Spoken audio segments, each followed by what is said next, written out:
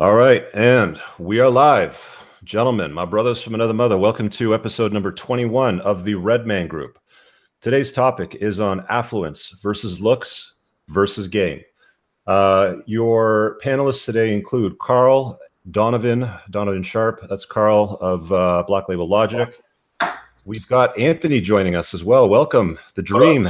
What up, fam? The dream has arrived. The dream has arrived. We are simulcasting this broadcast, by the way, on my channel and 21 Studios simultaneously. I believe Anthony's also got it coming out on Facebook and Twitter. Right. We're still waiting for Rollo to join us. He has a message. I would imagine something's going on that's holding him up because he usually shows up on time, and perhaps AJ Cortez. So today's topic is money versus looks versus game. Guys, we always start these broadcasts with what is going on in our world. Donovan, why don't we start with you, brother? Yeah, man. Things are going really well over at my website. The website traffic is up. I just hit the 485 patron mark, and hopefully by the end of this month, I'll be at 500 patrons. My consultation business is going great. I'm consulting people left and right. It's not something I really wanted to do, but guys are reaching out to me. I am serving my third day of a 3-day Facebook jail stint for making fun of a fat girl. So that's par for the course for me. But yeah, it's been a great week here at the Towers, man. Awesome. Carl, what's happening with you, brother? Well, I've been working on an essay to go with this podcast on looks, money, and game. And I also did a social experiment that started off as kind of a drunken shit post, and then I kind of had to figure out, okay, what would happen here? So what happened is I tweeted out the other night, that your grandfather got a wife who knew how to cook, care for a family, and was pleasant, polite, and had a notch count of 0 to 3. You get a wife who can't cook, has no nurturing skills, is narcissistic, entitled, and has a notch count of 10 to 200. Divorce rate explained.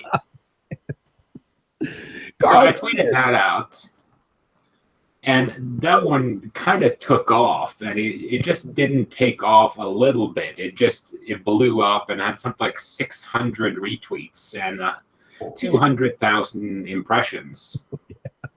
So the next day, I'm going to just need to find the other tweet here for a second. It dropped off my screen. A couple of days later, after seeing the reaction to the first tweet, I figured, what the hell, I'll do some A/B testing. And I'll throw out another tweet that's identical to the first one. And I'll just see, okay, what happens with this one. So let's see here. So that one said, your grandma got a husband who fought a war in his teens, was strong, masculine, and knew how to protect the family. You get a husband who played Call of Duty, struggled with lifting his soy box, wears a pussy hat, and sends you downstairs when he hears a noise in the night. Wow. Yo, that's what's up, man. Yeah, no, that one got like 877 likes. It got a couple of hundred retweets and did 83,000 impressions.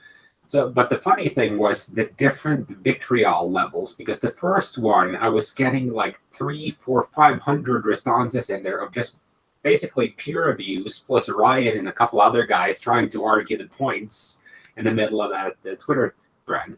On the second one, where I went after men, the only real vitriol I got was from some guy who was really into Call of Duty who wanted to know why I was talking shit on Call of Duty. Don't talk shit on Call of Duty, dude. The lifestyle. It builds your hand-eye coordination. I saw that. It does, but I don't know that that's a reasonable argument. I mean, come on. If you're playing it 12 hours a day, give me a fucking break. Well, it just goes into the same thing I had with the guys who are like anti-porn. It's just porn isn't inherently bad, but if you're watching porn 12 hours a day, you have a fucking problem. Yeah, that was my argument. I did a video a while ago on my channel because somebody asked me to talk about porn. It's like, look, if you're waking up in the morning with calluses on your hand because you're rubbing it out 7 times a day and it's all you do, you have a problem, right? Like you have an addiction issue. It's not porn. It's you, right? Yeah, same thing with Call of Duty. If you're waking up and your thumb, if you have arthritis in your thumb from hitting the X button and spawn camping 12-year-olds when you're in your mid-40s, then we may have to sit you down and have an intervention. Exactly. Anthony, what's happening with you, brother? Thanks for joining us. Yeah, man. Thanks for coming on, or thanks for having me on, and letting us restream it. It's pretty awesome. So last weekend I launched femalepsychopath.com. That's going well. It's getting a shit ton of hits. People are really interested in crazy bitches. Had a fresh redhead walk out this morning from last night. That was nice. And also yesterday, I picked, signed, and paid for the venue this year for the convention.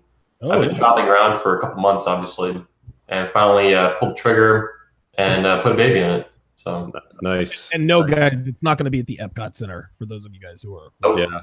It's downtown though, so we're staying downtown. Bigger venue. It holds about double the space of where you guys were at last year. So about 200, 250 seats? Yeah, 250 if we had no camera here, but the way we had it set, 200 with our cameras and all the computers and stuff. And where are we with ticket sales? Are we almost sold out? Are we close to it, or? Close. We're down to 41, I think. 41. Okay, so not that many tickets left, guys. If you're interested in joining us, again, it's in October. There'll be a link in the description of the video once it's done rendering, and I update everybody's social links there. As far as what's going on with me, I've finally, this is my first public announcement. I've finally finished entrepreneursandcars.com. It's been a project we've been working on for about a month and a half, 2 months. I got this guy that reached out to me that was a speaker at a TED Talk event, and he wanted to work on the website for me and help build out the private community. So we'll slowly be moving away from platforms like Facebook, private pages, and Patreon. I know I've had a few guys that have been part of the community that don't want to support things like Patreon or Facebook because of the Zuckerbergs of the world or things that have happened with Patreon. So we'll be allowing people to move into a more private community. There's a forum. There's private videos that I'll be uploading there that don't get published to YouTube as part of that community. It's $10 a month. You get access to all that stuff. So I'll be doing a full proper launch in the future with a dedicated video. But if you guys want to check it out, you can have a look. It's live now. It's just entrepreneursandcars.com. So today's topic, game versus looks versus affluence. Gentlemen, if you could pick one that you could own, a 10 out of 10, which one would you pick? Let's start with that question. Yeah, game. Because with game, you can acquire looks and you can acquire money. Carl? I kind of agree with Donovan, but I kind of want to go with money, because with money, you can acquire both looks and game. Okay, touche. I tend to side with Donovan on this, unless you include health with looks. So if you include physical health and mental health with looks, so like that kind of component, I would drift in that direction. Otherwise, game. I think I'd probably go with money, to be honest with you, because I've seen ugly, short, fat, bald men do really well with women if they've got more money than God. So at some point, looks and game won't matter if you have enough money to shine for it. You guys have probably seen the Hot Crazy Matrix, right? Oh, yeah. Yeah. And then there's the other one where it's the cute affluence matrix, I think, that they did for men, kind of like the flip version of it. It's like at some point, if you have sufficient funds, your looks no longer matter, sort of thing. But they're all really important. So I know that you had a couple of ideas that you wanted to talk on this one, Carl. Where do you want to start with it, you think? Well, just to do the corollary here, I made a note for myself. If you're 450 pounds and you have no game, then you better have Bill Gates money. Makes sense, right? Or you might look like Bill Gates, actually. Yeah. Well, it goes into something I had on my notes here, which I call the female hurdle rate, or the "you have to be this high in SMV for me to ride you" sign. Because every girl has this kind of internal thing, and this is where looks, money, and game play into. It's to get you up to a certain point where you're high enough in SMV that you're an acceptable mate. Before that, women's choices are binary, yes or no. Then once you pass the hurdle rate, you get into that yes territory. And at that point, you have to add more value. It's kind of like if you think about the March Madness bracket. In order to get into March Madness, you have to qualify to play in the tournament. And if you don't have looks, money, or game up to a certain level, then you're not playing in the tournament. Okay. But once you get into the tournament, then everyone in the tournament that's facing you all have looks, money, game. So at that point, it moves beyond being just that. And I think if you think about it like a table, I wanted to do a presentation for this, but if you think about it like a table where you have looks, money, and game, and they all have a numbers value. So let's say you're a 2 in looks, you're a 3 in game, and you're a 4 in affluence, you're a 7. But each girl will weigh certain things a little bit differently. So Rollo, back in his rock star 20s, he was broke as hell, but he had the look, he had some social proof, and he had some game. So that might put him up to a point where he passes the hurdle rate, plus he's a musician, he has all that social proof, he fits the certain look that these girls are after, so he goes up in sexual market value and gets his pick among a higher quality of women because of the other things on top of the looks money game. Yeah, there's a lot of correlation. There certainly is a lot of correlation. I think at the end of the day, you want to, I mean, if you're going to aspire to become the best man that you can be, you want to have access to wealth. I mean, you want to have your money right. You don't want to be getting credit card statements that say you're going to be paying off your shit for the next 7 years of your life while you're making minimum monthly payments that you own nothing. I mean, women can sniff past that. Women always date up. We know that. You know, they don't like to date across and down. They prefer to go up. Looks matter, of course. I mean, I'm 45. I mean, I'm attentive to this shit. Like, I'm an old ass man as far as I'm concerned, but I'm still pushing through. So you work on your body, you work on your, wealth or your wealth creation. And of course, you got to understand, like, you've got to charm, right? I mean, you got to be able to charm women. Women like a charming man. They like a guy that's got some game. And some people get really offended when you say, you know, you got to game, you know, your girlfriend, you got to game your wife, and they lose their shit. Like, you know, you're playing some kind of game, like you're a PUA or something like that. But that's where the pickup artist community kind of, you know, shines and get it. Like, they like a guy like, what's the ginger's name?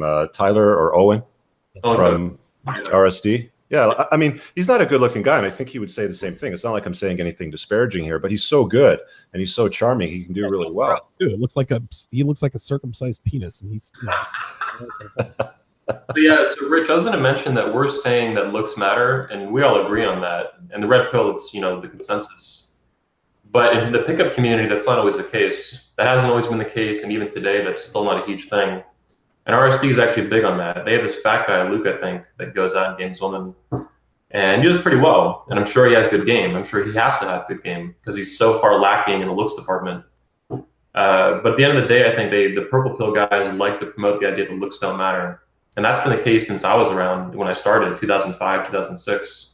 Looks don't matter, looks don't matter, looks don't matter. Because these guys are selling boot camps, including Owen. So I don't know exactly what their mantra is today on it, but for a long time, that was like a huge debate and this big fucking issue, like, do looks matter? And they do. Yeah.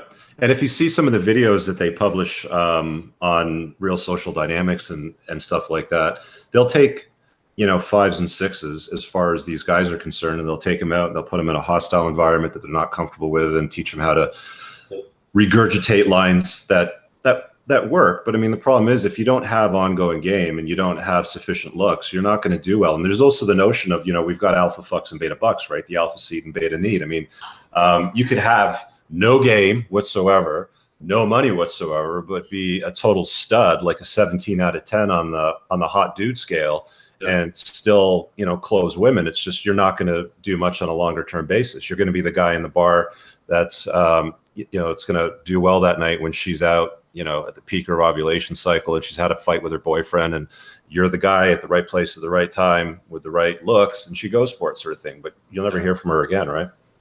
Yeah, and they're also. Go ahead. No, I was just looking through it because I was thinking about this. Who are the top 3 guys I know who are great players? And most of them aren't really that amazing in any respect. Like, I think the guy who's tallest of them is like 5'9".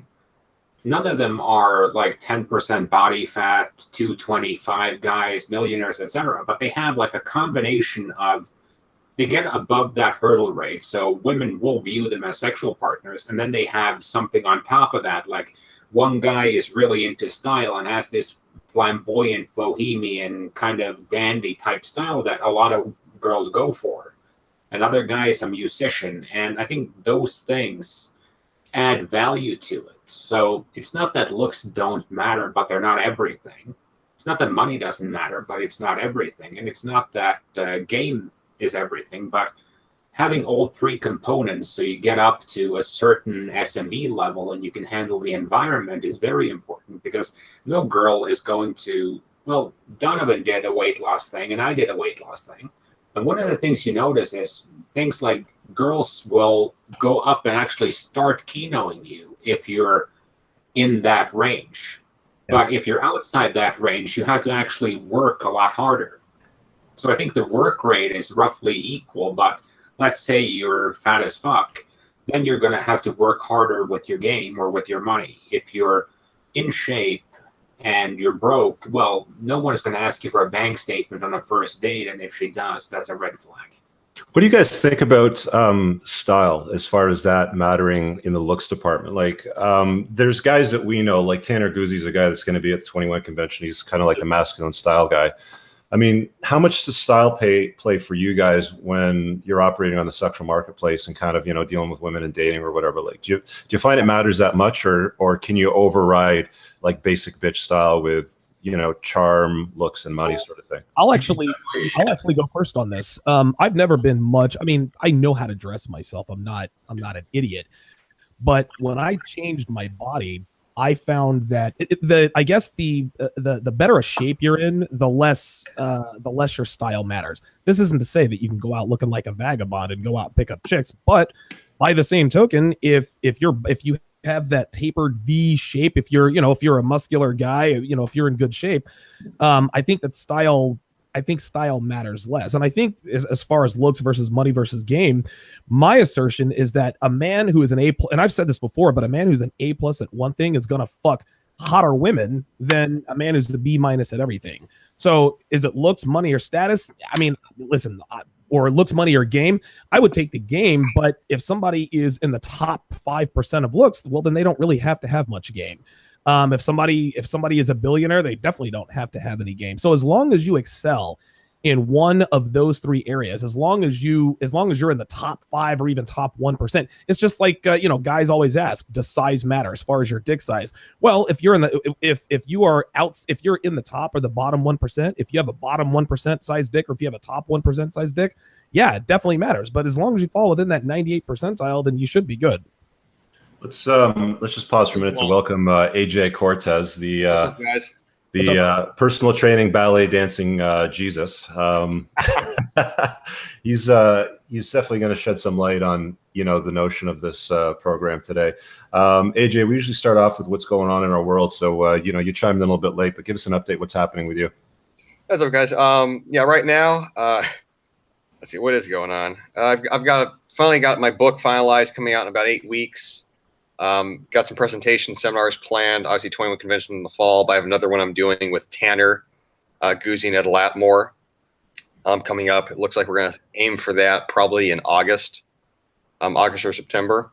And then, you know, right now I've just been traveling around, changing the business a little bit, looking to maybe starting a digital media company, some friends. But you know, got a lot of irons in the fire. So life's good. Cool. And if you had to pick one that you could completely own, looks, affluence, or game, which one would you pick? Definitely looks.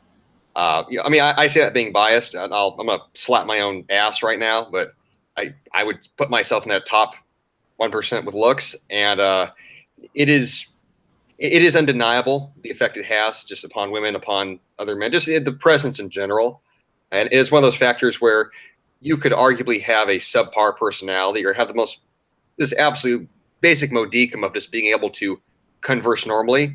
But if you're hyper attractive, people will always lay out options for you. Women always want to spread their legs. It makes everything easier. It makes everything easier, and it definitely can be compensation for lacking in a lot of other areas. Yeah, 100%. Yeah. Shout out to Faith Ale for the super chat. Thank you for that. That's much appreciated. We're going to be putting out the number to take inbound calls maybe in about half an hour, halfway through the first hour right now. So keep an eye out in the chat for Donovan's number when he places it out there. Sorry, Donovan, did you want to chime in? Yeah, I was going to say, looks versus money versus game. There are a lot of broke guys out there who get laid, right?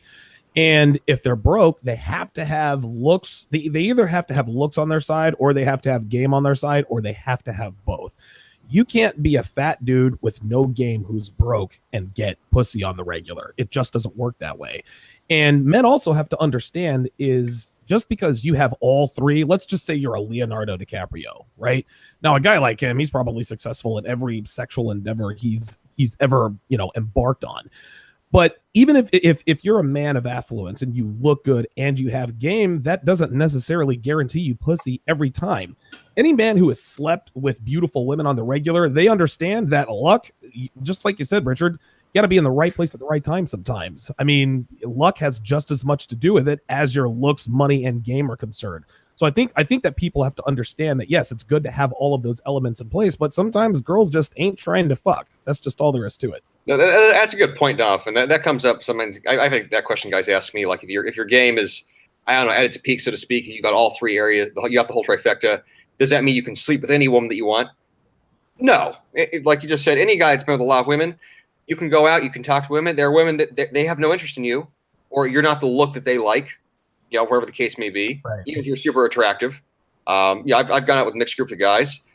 There's white girls love black guys. It's fucking easy.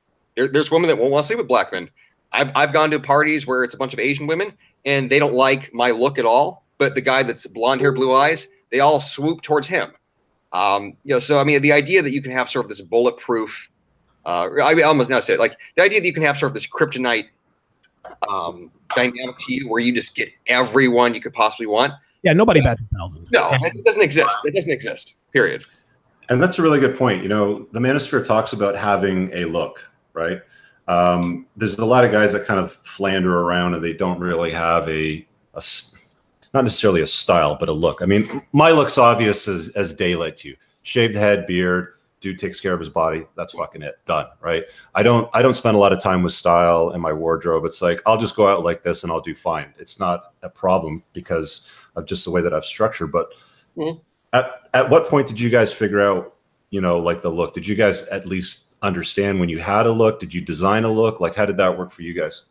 I'll hop in on this. I think I was like Rollo in that for years in the my old pickup days and even the current ones, but then I found Tanner.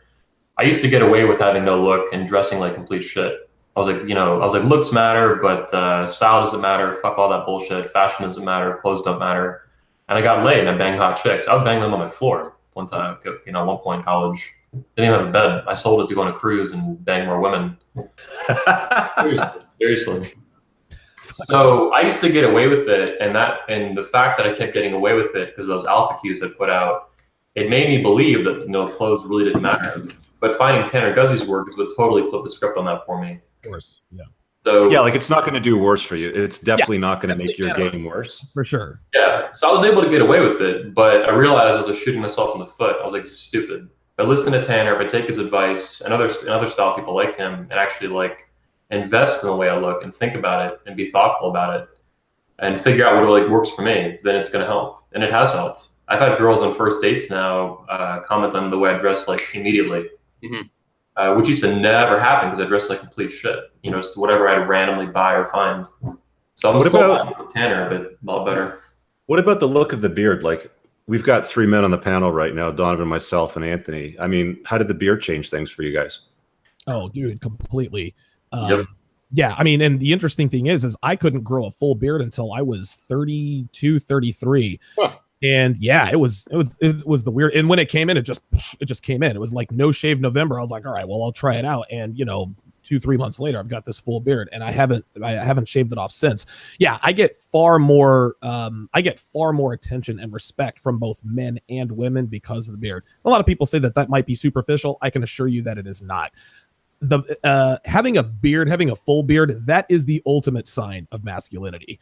And people want to poo-poo it and this and that and the other. No, I'm telling you the truth, man. I've lived both lives. I lived 30 years without a beard, and I've lived the last decade with a beard. There is a difference.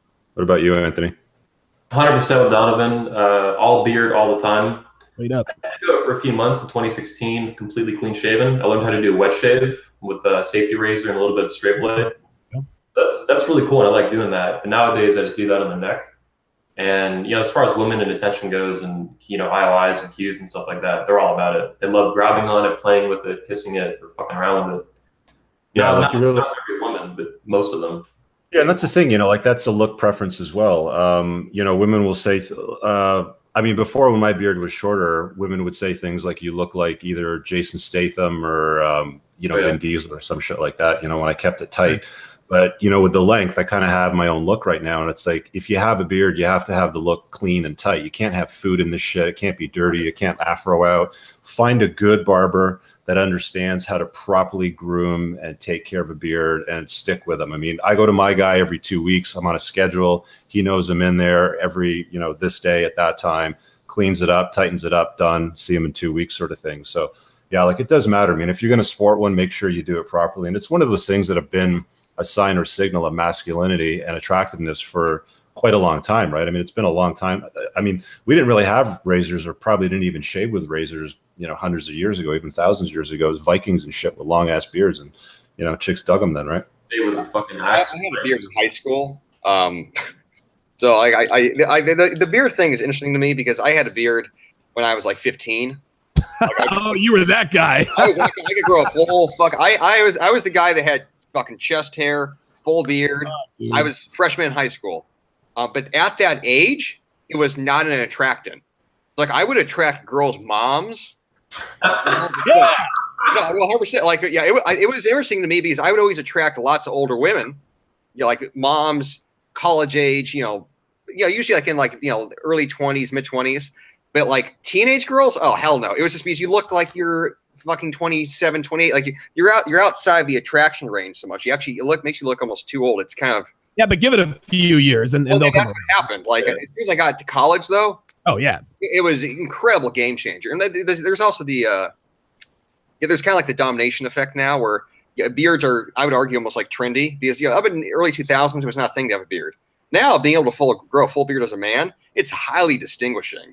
I mean, women look for it, I feel like, a lot more. Well, it's a sign of masculinity and testosterone, right? Like if you're a guy who can't grow full beard, then people assume that you have low T. Not that that's true, but yeah, if you have a full beard, that's, you know, just like a woman with big breasts, right? That's a sign of fertility. That's a sign of youth. That's why we like big perky tits. It's the same thing. I'll have this I actually had a fun thing with the style because I used to have hair that was longer than AJ's. What? I had a full ass beard. I have tattoos going down both of my arms, and I used to dress like I was a member of the Hells Angels. So that was kind of a look I had up until I started working corporate about 7-8 years ago, and then I started with trimming the beard down, and then I got the hair off. But now when I dress in a fairly conservative corporate way, the reaction you get when you're wearing, let's say, a polo shirt and a khakis and you have tattoos going down both forearms is very interesting because it's almost impossible to place you in one category. Yeah, that's a big contrast. Hyper contrast. There it is. What's up, Rollo? The Godfather has arrived. Yes. Rollo Tomasi. Rollo. Dude, I love that guy because he could not. And I mean, we're all tongue in cheek, but I love how he just couldn't hide his Hispanic. This is audio working. Called you Rollo. Carlos was great. Yeah, give him a second. It usually doesn't work right away. Can you hear me now? Yeah, we got you. Yeah, you know what? I need to pop myself up here too because I think that everybody always says you're low every time I talk. So I can. Yeah, you're good now. Your audio's solid. Real quick. Okay. My bad. I had a fucking brain fart. I didn't know that. I didn't do my math right. I thought it was 11 instead of 10. So yeah, I think I even told you 11 too. Yeah, you 11. My bad. Okay, cool. My bad. We don't usually do this on Fridays, so it's usually Saturdays that got me out of my. And then I had a minor dog emergency just a minute ago too. So this YouTube dude, I gotta tell you, your dog eat your wife's panties too. Oh God, you were supposed to. Yeah. Well, this is good. Welcome to the completely casual and unprofessional Red Band Group. Episode 21. So, Rollo, give us an update. What's going on in your world? Okay. Are we at that spot? Okay. We're going to take you in that way. Well, I just got done doing Pat Campbell's show this morning. We talked about Henry Cavill and Superman being scared of the MeToo movement. In fact, Superman is talking about it's interesting to see how MGTOW's jumped all over Henry Cavill, like being scared of, like, I don't know if anybody's read this in GQ magazine. He came out saying like he's single. Superman is single, okay? The dude is 35. He's like fast approaching his sexual market value peak, although, I mean, he's Henry Cavill, right? Yeah. And so here he is in the Australian GQ talking about how he wants to meet a new women and all that, but he's concerned. He's not like, oh, I'm afraid, obviously, but he's concerned with the Me Too movement. And it's just, it's interesting to see like the binary response on Twitter, and all these feminists just jump out of the fucking woodwork to give him grief about it. And so we were talking about that, and of course then on top of everything else, MGTOWs go, yeah, Superman's going MGTOW, awesome, He's not. Yeah, no, he's not, guys. Yeah. But and then of course he pulls a Tony Robbins and he apologizes for it.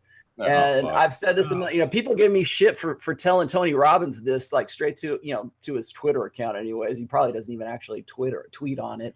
But, it's like, don't apologize. This is the same shit that Vox Day's been talking about for forever. And, SJWs always lie, is never apologize, because you only embolden them. And it's the same shit that he just fell into that same trap. And probably it's because he has a publicity company, or he's got his handlers that told him, you need to apologize now, you better apologize. So we talked about that. That was interesting, because I sort of got as you can tell, it kind of got my blood up a little bit. I'm probably going to write a post about it, I think. And then I think is interesting with it is the fact that if, let's say, AJ just referred to himself as being in the top 5% of looks, but if you take Henry Cavill, he's probably in the top 2% of looks, 2% of affluence, and I'm not sure about his game, but there is a guy who's literally Superman being beaten to death by the Me Too movement. The Me Too movement is his kryptonite. Yeah. Well, what's funny is there's probably so many women who are just going, no, Henry, I'll go out with you. I'd love to go out. They're just like, antsy to go out with this guy or to get a date with fucking Superman of all people. But they're afraid. They're scared of the Me Too movement to actually say anything, to actually have an opinion about it, and to say, no, you're wrong. Because if they do, they're going to get run up the same flagpole that he's getting run up. And they don't have, high paid publicity handlers to take the heat for him. But so anyways, that's what we were talking about. We also talked about that guy who was the guy who was like 42 years old that ended up murder-suicide, killing his wife and his 3 kids. And basically a classic case of a guy getting zeroed out and his wife like prepping to leave him. And that was really, I didn't know we were going to get into that topic quite as deep as we did, but that was interesting. So anyway, I just took care of that. I've got my evenings here are getting very, very interesting, because we're now in about the middle of summer out here, and I've got a wildlife preserve suddenly on this property. Like I started, I bought this property in November, and I've been living here, through the winter and through the spring, and now that it's summer, it's really interesting to see. Like I've got bucks coming through here, I've got deer coming through here, I've got like wild rabbits, I got bats, it's weird. It's like trials of life. Yeah. So I'm out there taking pictures, and it's kind of fun in the evenings here right now. So that's kind of what I'm preoccupying myself with, this photography right now. So anyways, that's what I'm doing. I got a question about this Me Too thing with this Superman issue, because I was just thinking about it. Today's topic is affluence versus looks versus game. Sure. If you have sufficient affluence, looks, and game, is that an insurance policy against Me Too? I would say so. It depends. If you have fuck you money, then you have an insurance policy against anything. Like the thing with Henry, I think with a lot of guys, it's when they're highly successful, they don't realize that they're actually in that fuck you position, because they spend so long working up there. They don't want to lose that position. So the problem is that a lot of guys apologize too often and too easily for things that they don't need to apologize for. It's like, if you've got fuck you money, the answer is, well, fuck you, right? Yeah. I'll tell you this too. If you notice, a lot of the celebrities and actors that are victims of the hashtag Me Too movement, they're guys without game. They're not really good looking guys. Dude, guys who look like Henry Cavill, bitches aren't telling on him. They're not filing sexual harassment charges against him. They're fucking him. That's what this is. They're not doing it now. They're not doing it now. But the point is like, if you work in an American office, right? Obviously, we all know, don't fuck your coworkers. It's just not. It's not worth it. But the more alpha cred you have, the more attractive you are in an office. it seems as though the beta males are always the ones getting the HR complaints. And listen, I haven't worked in an office in years. I haven't had a W-2 paying job in forever.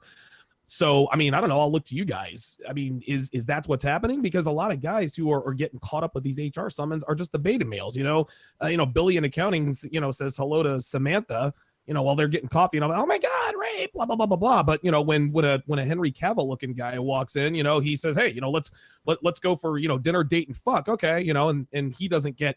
He's not immune, but I think that guys that are more attractive, whether it's looks, money, or game, I think those guys have a much wider breadth, much more leeway in terms of their boldness. Yeah, that's undeniable.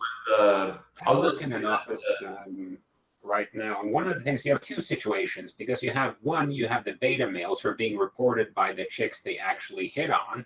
And then you have the alpha males who are being reported by the 450-pound redhead PCOS suffering bitch SJW feminist in HR because he didn't hit on her.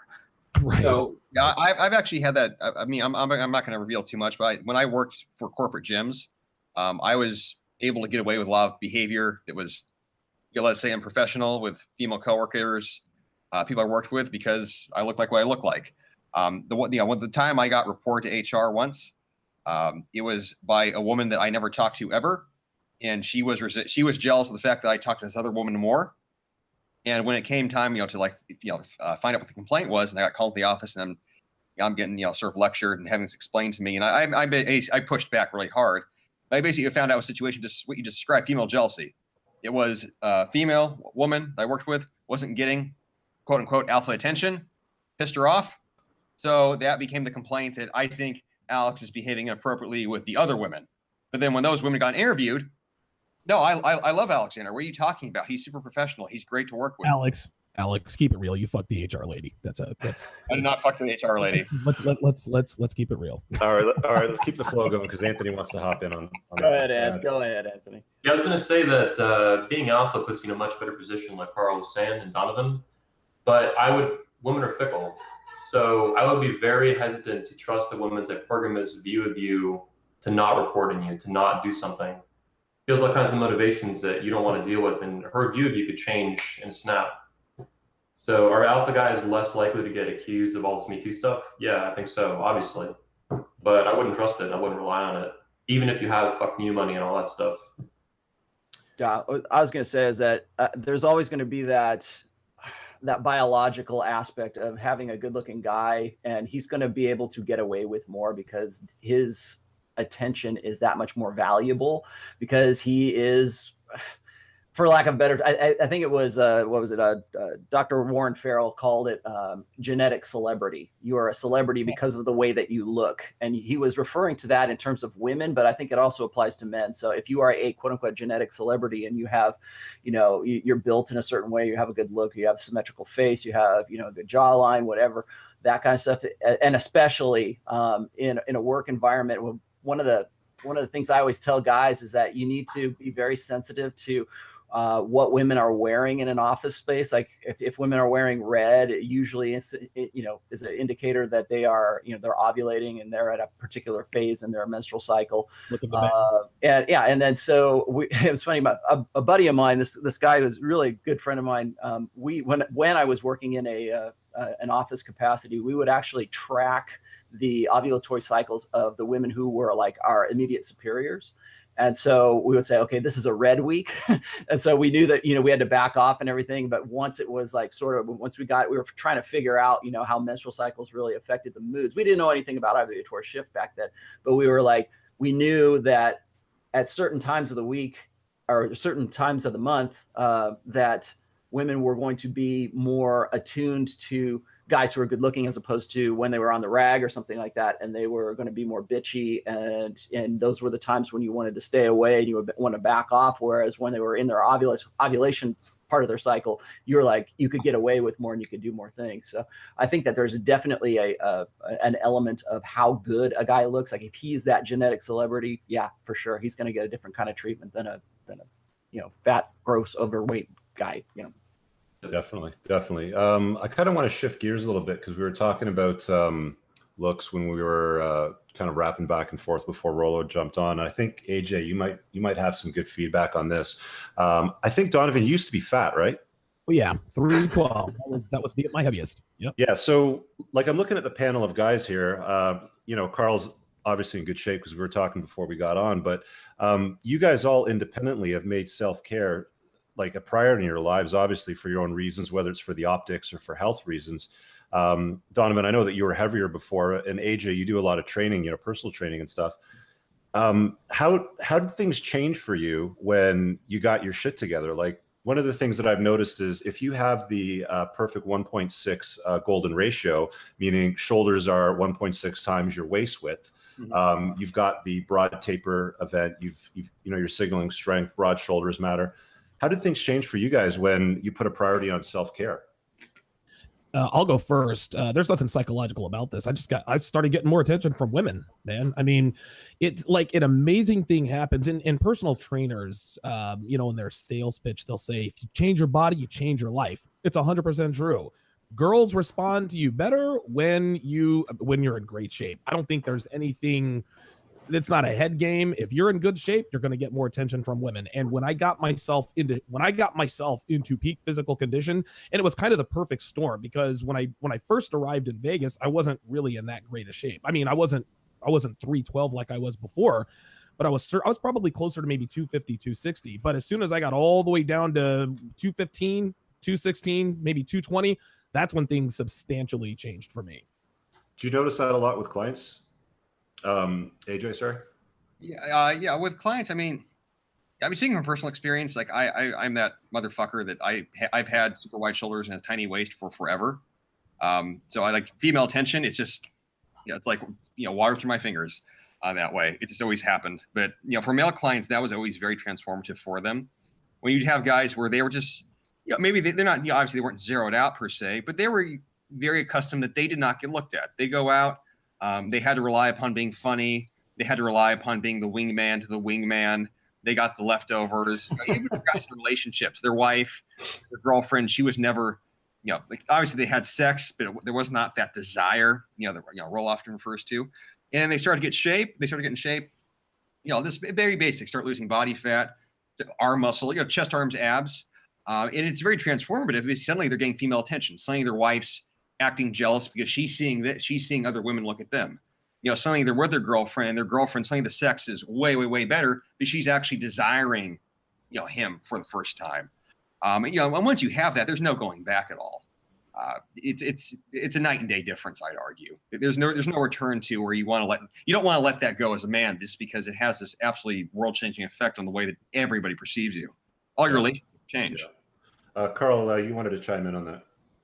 Yeah, because I dropped about 70 pounds in the past year or so. So I wanted to give AJ a shout out on that because he's been my behind the scenes coach on that.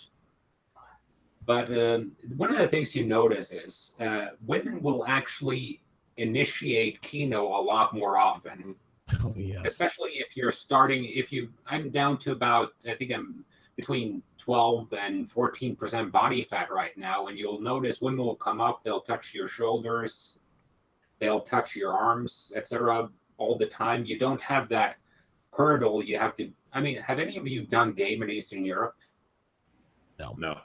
Nope. No, doing game with Russian women is absolutely fucking hell, because they will stand there and watch you dance for the first 7-8 minutes before they even crack a smile. It's like talking to you would have more success running game on a polar bear.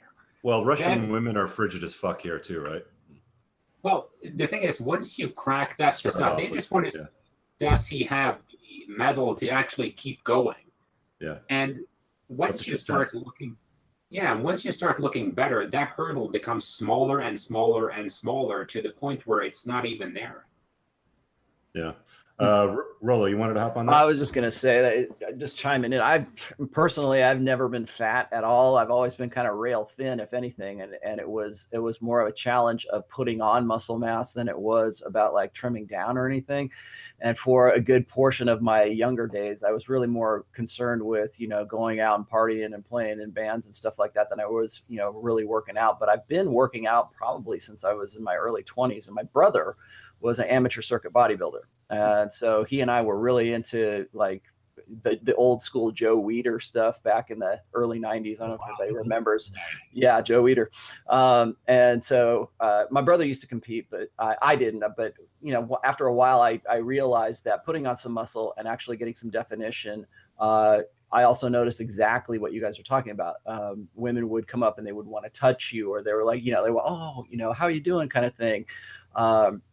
And became a lot more, the kino definitely came up. But the other thing I wanted to say was that when you do that and you initiate that change, you are going to definitely inspire, I want to say passive dread. If you're a guy who has been fat and you're in a relationship and suddenly you say, you know what, you know, one of the first things I tell guys is when they are awakened while married, I said the best thing that you can do is get your ass into the gym and start looking better, because it's going to change your wife's attitude. And they don't believe me. And then suddenly they've dropped like even just 10 pounds or 15 pounds.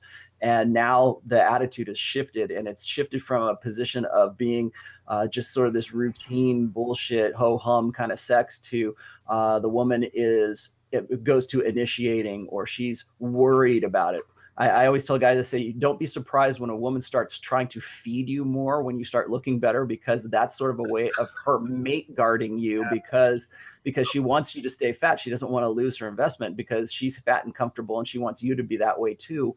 And because in that case, when you are fat like that, you are easily controlled. You are predictable and easily controlled.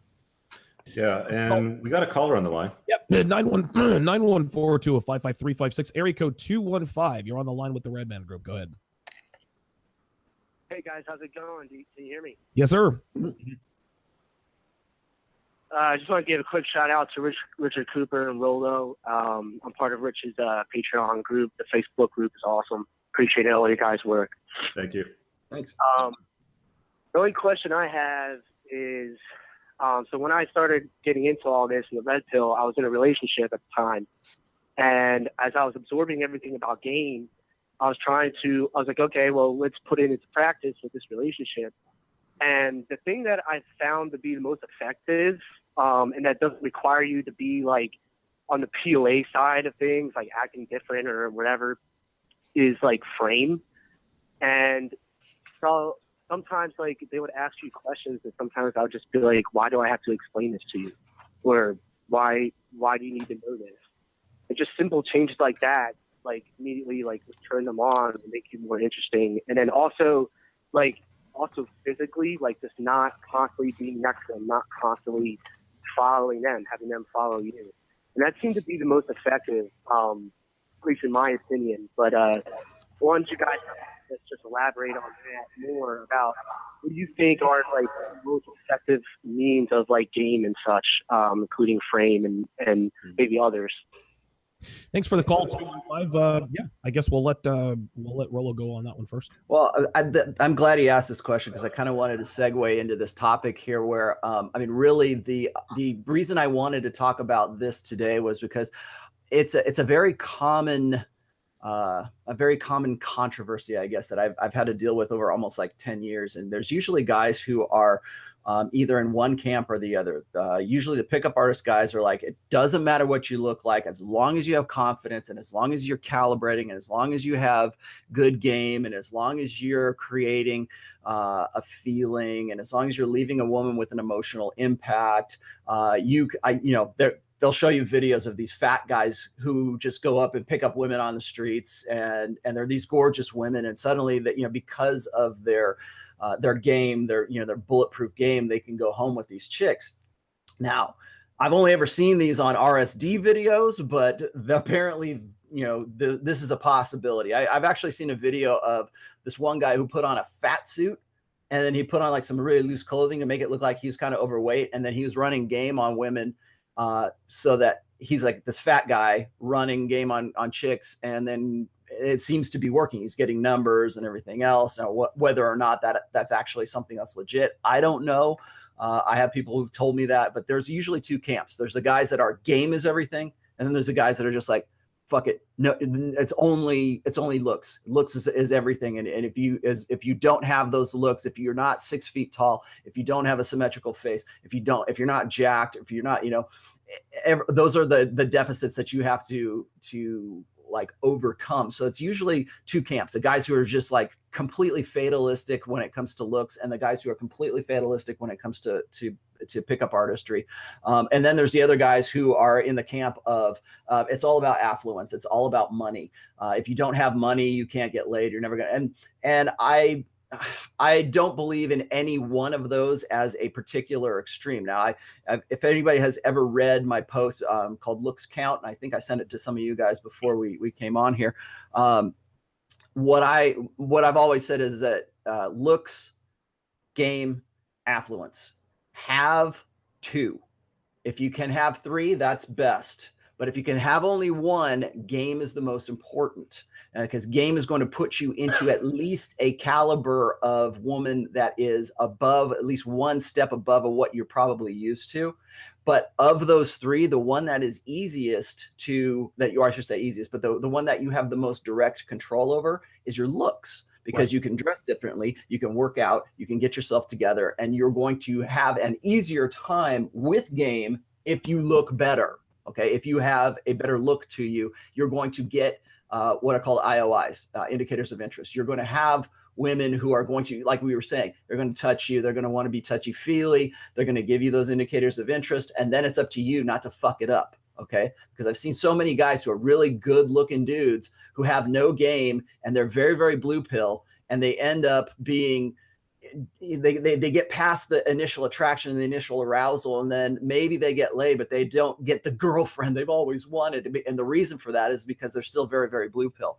And then the other part of this I wanted to just throw out there, and I'll stop after this, is that the affluent side is everyone thinks that it's all about money. If you don't have money, if you don't have resources, then women aren't going to be after you. I will tell you this, the majority of my notch count came when I had zero money.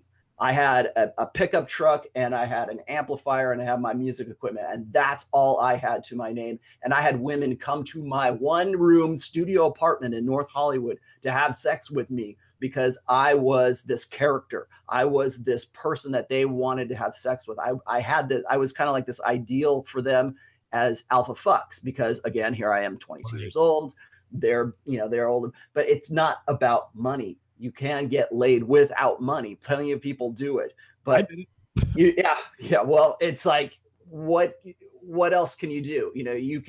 You have more control over your looks. You have more control over game. You can invest yourself in making some money and your own affluence and your own status, but really that doesn't really even come into its own for a guy until they get to be in their late 20s to early 30s, which is why I peg sexual market value peak for men right around their early 30s. All right, let's throw it off to Carl. He wants to hop in.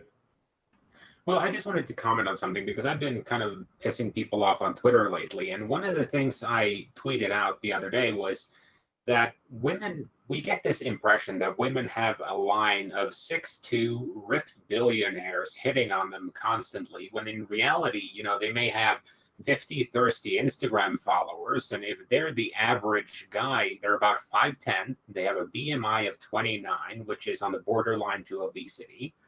They have 40-inch waist. They earn $49K a year. They're wearing Crocs and cargo shorts that are 2 numbers too big. It's not that much effort to get above that one. Well, the height thing you can't really do that much with, but you can stop fucking eating. You can find some way to make a little bit more money, and you can take the Crocs and those cargo shorts, take them out in your backyard and fucking burn them, and you can go to any store. Did you wear Crocs and khakis? Is that what this is?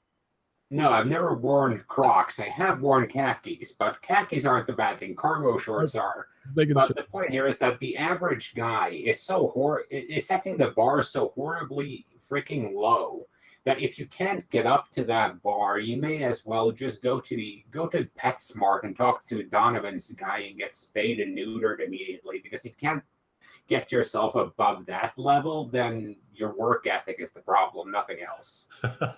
All right, Carl, that was awesome. We're going to throw it over to AJ before we take the next caller. Go ahead. I'll be quick. But yeah, I had that tweet, Carl. You might have seen it. It went somewhat viral where you're talking about if you're a man and you want to be more attracted to women, dress better, like basically dress better, good hygiene, brush your teeth, wear better shoes. What you just described, just utterly basic shit.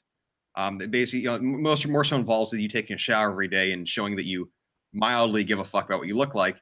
And I had guys arguing with me about that, where I would never want a woman who cared about the shoes I wear or the clothes I wear. So like you said, the bar is so pathetically low. In regards to the guy, the question, the caller with, relative to frame and being led, I talked about this with Rollo on our podcast we did, but if you're a guy and you physically get into shape, you have a natural psychological change that takes place where you will feel more confident and you'll want to assert yourself more simply because you're already practicing that within, the context of a gym, but that metaphor carries over to life. One thing that can be very disappointing for women is if you see a very attractive guy who, let's say he's fit. I've seen this with bodybuilders where they can be very fit, very good looking. They have a physique that stands out, but then they turn into this freaking puppy dogs with women still. They still have that very blue pill mindset. So they look great, but then talking with them, it can, maybe they're good looking guys, so they're still going to have some game there just by way of looks, but they're actually disappointing in a way because they're not leading themselves. They're not leading the dynamic. They still fall into the chump mindset if they find a girl they like. So the whole, you have to, as Rollo said, you have to develop all these areas at once. It cannot just be do one thing and then rely upon that to carry you through. Cool. Yeah. How many callers do we have? Yeah, I've got one in the queue. Before we take this call, let me ask you something, AJ. How many female clients have you fucked over the years? One. Oh, there you go. Okay, listen, one is enough. Gentlemen, if your woman wants to get in shape, don't let her get a personal trainer. All right. Area code 832, you were on the line with the Red Man Group. Go ahead. Hey, definitely good to speak with you guys. Just to give a little bit of background about myself, I'm more of a slim guy. I kind of have I'm 6'1", and I have more of like a soccer player build. I grew up playing soccer. But one thing that I noticed is that when I started to just really focus on, getting the macros and the calories in and hitting the gym hard, I felt a little bit of resistance, from the women in my family. And every time I'd mention like, oh, I want to get bigger, because I'm 6'1", but I weigh, more around 170, but I'm trying to get to like that 180.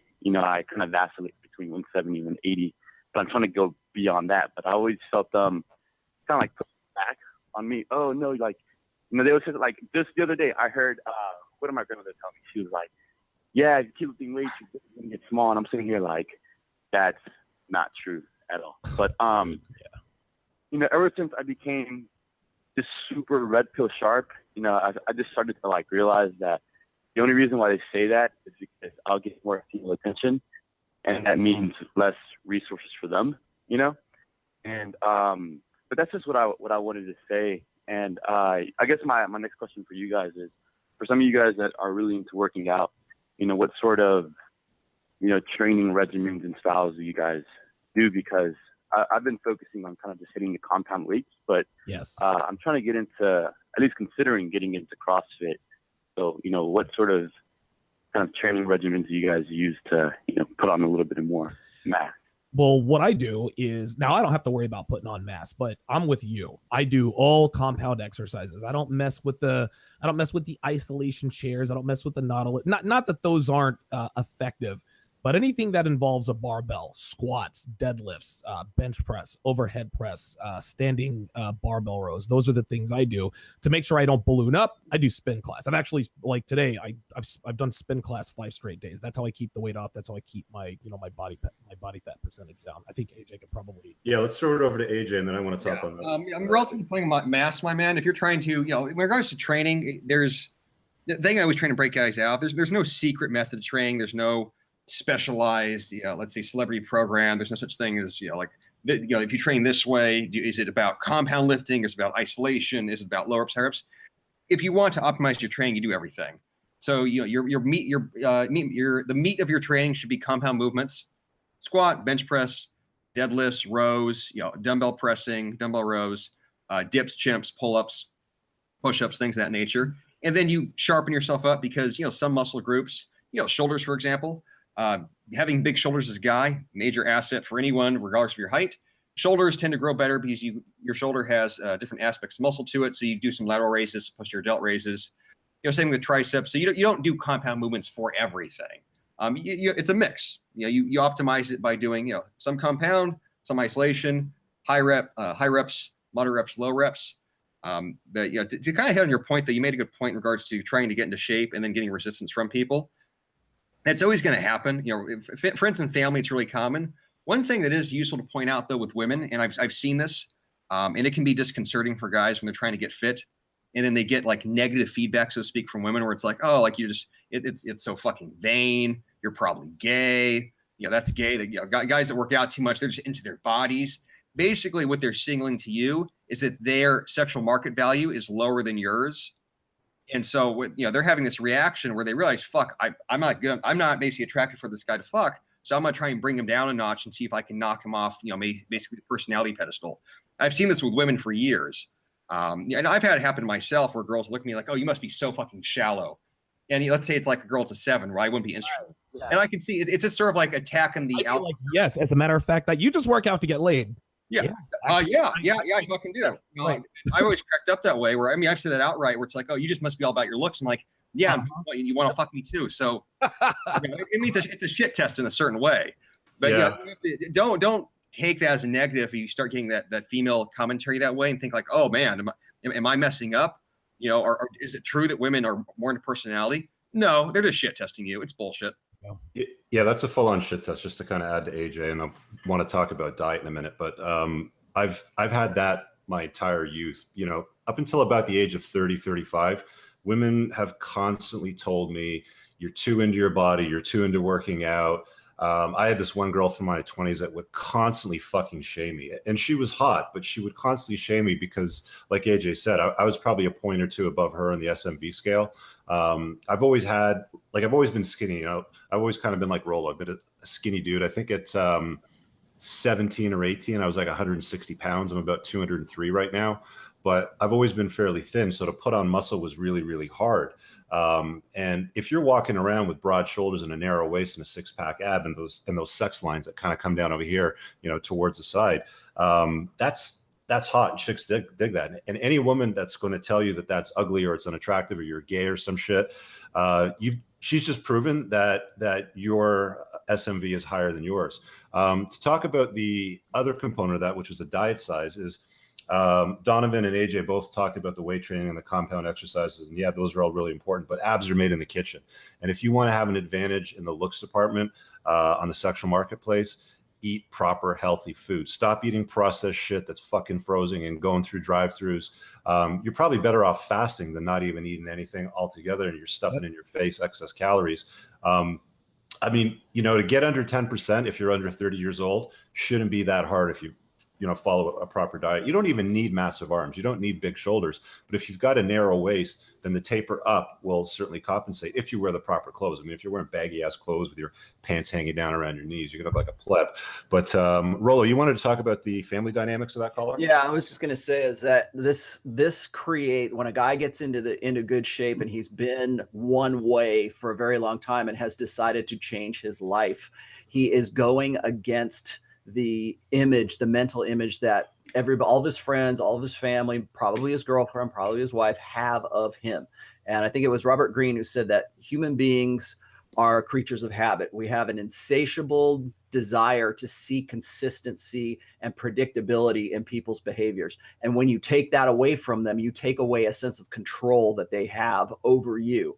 So when you are when you're changing something about yourself, the first thing they're going to say is, you're not being who you really are. Or they're going to say that you're going against your own character, or like, stop trying. You've probably heard this. Stop trying to be somebody who you aren't. And that right there pisses me off like to no end, because I think that it's my opinion that personality is not static. You are not always the same person, and you can change yourself into someone else, or you can have your personality changed for you. So if you're not in control of who you are, somebody else is going to want to control who you are. And so that's something to consider if you are a guy who is, kind of overweight and you're thinking about getting, taking control of your life and taking control of the way that you look. and doing something about it, you're going to meet that resistance because people don't want to give up that control over you. They don't want you to be somebody who you aren't, because who you are is predictable, and who you are is somebody that they have some kind of control over. And I should also add this, is that I forget what the statistics are, it might be a little bit more, but I think it's like at least 66, maybe 70% of the United States population is overweight. Oh yeah. And of that percentage, 33% of them, or maybe even 40 now, I'm not sure, are morbidly obese. If you can get yourself down to just a normal body weight, like a regular average person was, say, in like the 1950s or 1960s, you have just put yourself ahead of at least 66% of the population when it comes to looks. So there's no reason for you not to do that. Now, finally, I do. If people want to ask me what I do, I'm a hard gainer, and I'm a thin guy. So I've been using this. I've been using this program called Max OT for quite some time now, which is max overload training. And I do very low reps, but high weight exercises. And that's how I gain the best, I guess. Cool. Let's hand it over to Carl real quick, and then we'll take the next caller. I just wanted to talk about the perception that most people have, because one of the things I've been noticing, and Rollo touched on this, is most people are fat as fuck. And there's no point in sugarcoating it or buttering them up, because that will just fuck up their hearts and their diabetes even more. But people, let's say people think that, let's say they're 300 pounds now, and then they drop to 240. People are going to be like, you're fucking skinny. And the reality is you're still grossly overweight, but people tend to think they'll be lean at a much higher weight than is realistic, and people think they will be jacked, and that think they will have to get to a much higher weight than they will to look jacked. You can look jacked at about 185 if you're 6 feet. If you're lean enough and you dress well for it, you can look pretty jacked. I mean, Arnold, back in his heyday, he's 6'2", and he was about 230 on stage. Yes. Listen, a lot of people think that Arnold Schwarzenegger was like a 300-pound behemoth, like a Jay Cutler or a Ronnie Coleman. No, Arnold Schwarzenegger weighed about as much as I did when he was winning all those Mr. Olympia titles. Hey, I want to ask one question from AJ, because I know AJ is a personal trainer for women. Do you get this? Like when women come up to you and they go, I just want to tone. I don't want to lift heavy weights because I don't want to look like a man. I hear this constantly in every fucking gym I've ever been in. It's like, I'm just here to tone, and I don't want to put on too much muscle because then I'll look too masculine. Yeah. You know what's funny about that is when the chicks go, well, I don't want to get huge. No, sweetheart, picking up weights won't make you huge. Picking up cupcakes does. Yeah, I've written articles about that. I've been on fitness podcasts about that. It is a constant, this unrelentless, just bullshit myth. Like, I mean, the thing women have, I mean, I'm in terms of like women's health podcasts, but yeah, like for women, most women just take terrible care of themselves. Especially now, it's like, this is all familiar to you guys. You have like your cute, sexy phase from like 16 to 24. They get to 25, they start gaining weight. Oh my God, what I do?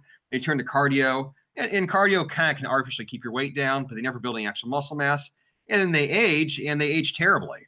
I mean, I would argue, I would argue that for a woman, you can actually probably extend your hot peak out fairly far into your 30s if you really take excellent care of yourself. You can, but very few women do. How do you do that? You have to build muscle mass and lift weights and increase your bone density and actually give some form to your body. Getting females to do that, it's always it's a very psychological head game. It's not the physical part that's hard; it's just the psychology of it. And then they actually do it, and they realize, like, oh my God, like this actually works. And then there's also always the realization that falls, like, holy shit, like I've been lied to my whole life from every woman's magazine I've ever read about how to be fit skinny. All right, so let's throw it back over to Donovan. We got some callers in line. All right, area code 405, you're on with the Red Man Group. Go ahead. Area code 415, you're on. Oh, area code 415, San Francisco right here. Yeah, we got you, brother. What's up? Oh, I thought you... Okay. Yeah, I was giving a call. Now, I kind of wanted to throw in something about like what the man on the far right. What's your name, brother? With the long hair? AJ. AJ. Hey, what's going on, AJ? How you doing, my man? This is my first time seeing a couple of new guys in the chat, so I just want to introduce myself. My name is Devontae, and I moved to San Francisco recently. I did live in Orlando, so I know about the 21 conventions and things like that. And kind of touching on what AJ was saying about, the guys that go to the gym and stuff like that, and, how they can get big, they can start looking good, but they still have that chump mentality. When I was living in Orlando, there was this bodybuilding gym I went to called Power Strength Gym. Mm-hmm. And actually, Rich Piana actually was a sponsor. Oh wow! Out of that gym. Yeah. I met that guy in person, and I will not joke with you guys. I thought he was a cartoon because his arms were unreal.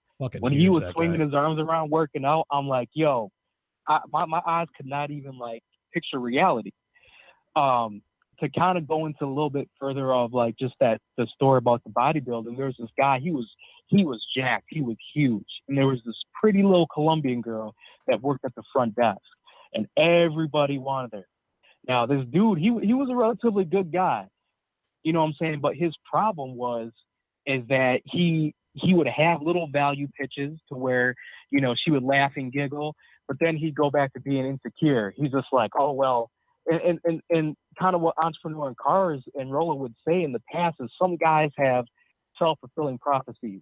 So he'd get her to laugh and joke, and then he'd say something like, oh, well, you're probably thinking, what is this loser doing talking to me? It's like, you know what I'm saying? It's like a lot of the times guys, they can look a certain way but feel different in the inside.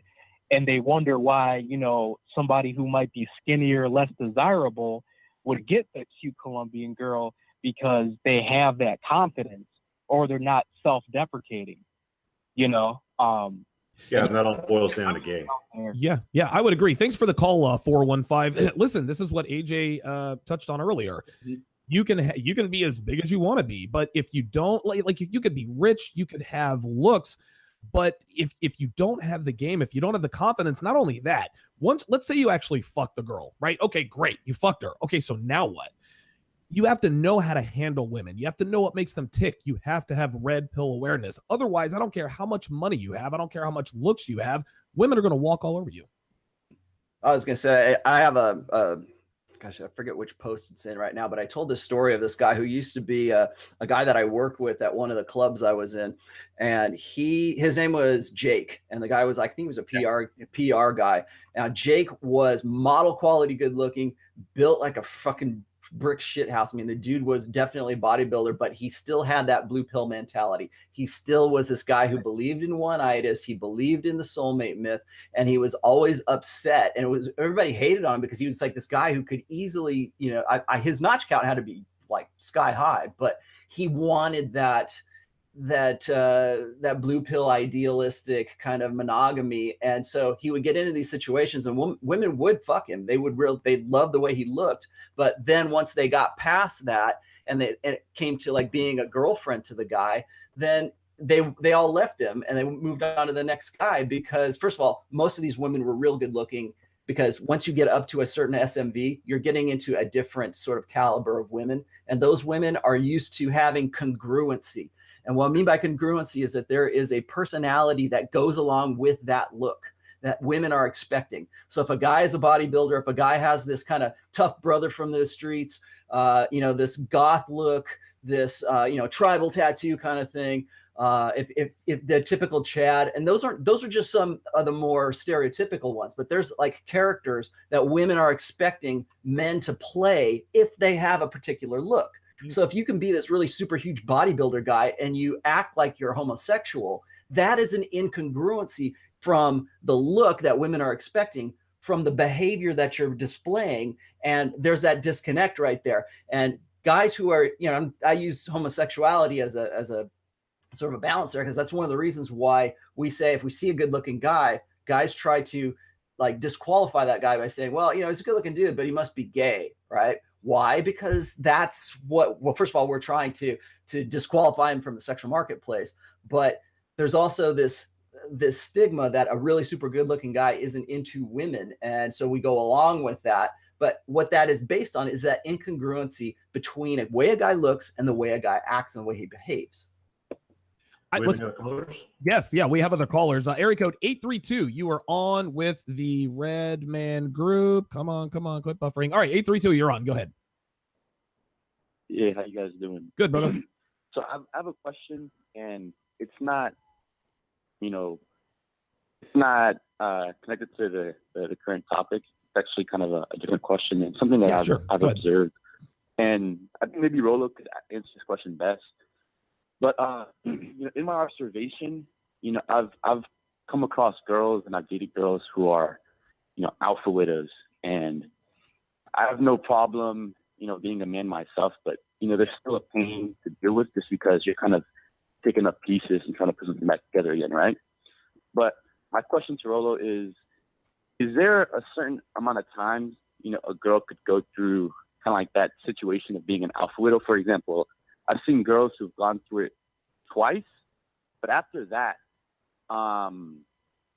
it's like they stop dealing with the alphas, period, and the way and how I've seen it is that I'm mid-20s.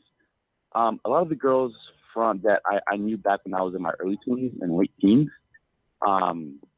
they would deal with guys like me or guys like my friends, and then now we're like in our mid-20s, and now they deal with guys who are, definitely look a lot more beta, and they and like you just sit there and wonder like how could these two have ever gotten together?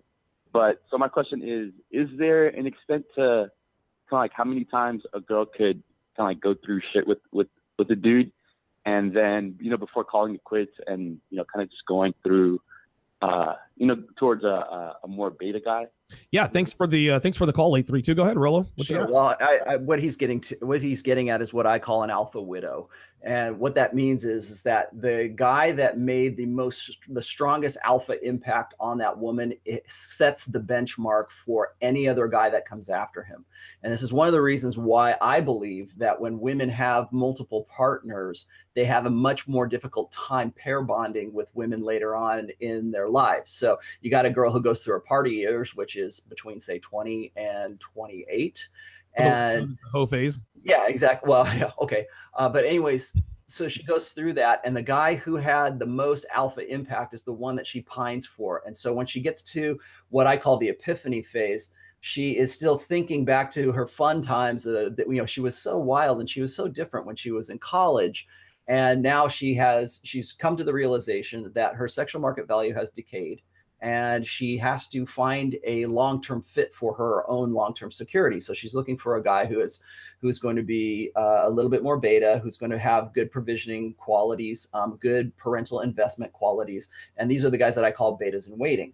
And so what he's asking me right now is there any time where women really forget about those guys or those alpha dudes of their past, those alpha, they're alpha widows. They are literally widows for the guys that they were with back in the day. I also think that when women are virgins and they have sex with the first guy, unless it was like a really horrible experience for her, that first guy sets that benchmark for her. And then any guy after that has to be that much more alpha, or has to be that much better a fit for her from the alpha fuck side of hypergamy. So to answer that question, yes, it is. It is possible to sort of rid a woman of that alpha widowhood, but you have to be that guy. You have to be the one that makes her forget about all the other guys before her. And most guys simply don't have that in them, because as we know in the manosphere, we say that 80% of guys are beta. 20% maybe are the guys that are going to be the upper end woke, red pill guys who know what's going on and can work with that and know game. And so the possibility, or I should say the probability of that actually happening is pretty low. But the reason that they are alpha widows in the first place is simply because those guys made that alpha impact. So if you want to really stick it out with an alpha widow, you have to be the guy that is going to replace that dude as the apex alpha that she's pining for. You need to come above him. And in that case, yes, you can. Perfect. And two real things before we move on to Donovan to take the next caller. One, can you smash the like button, guys, if you're watching this right now? We've got like almost 450 people on. Smash that thing hard. Let people know this is a great broadcast. YouTube will send it out in the notification feed. We've got the lines lit right now, so make sure when you come on, you've got your question ready so we can kind of go through them quicker. Donovan? There's one thing I wanted to add to that. I think the guy was kind of getting at where these women, they're alpha widows, mates happen once or twice.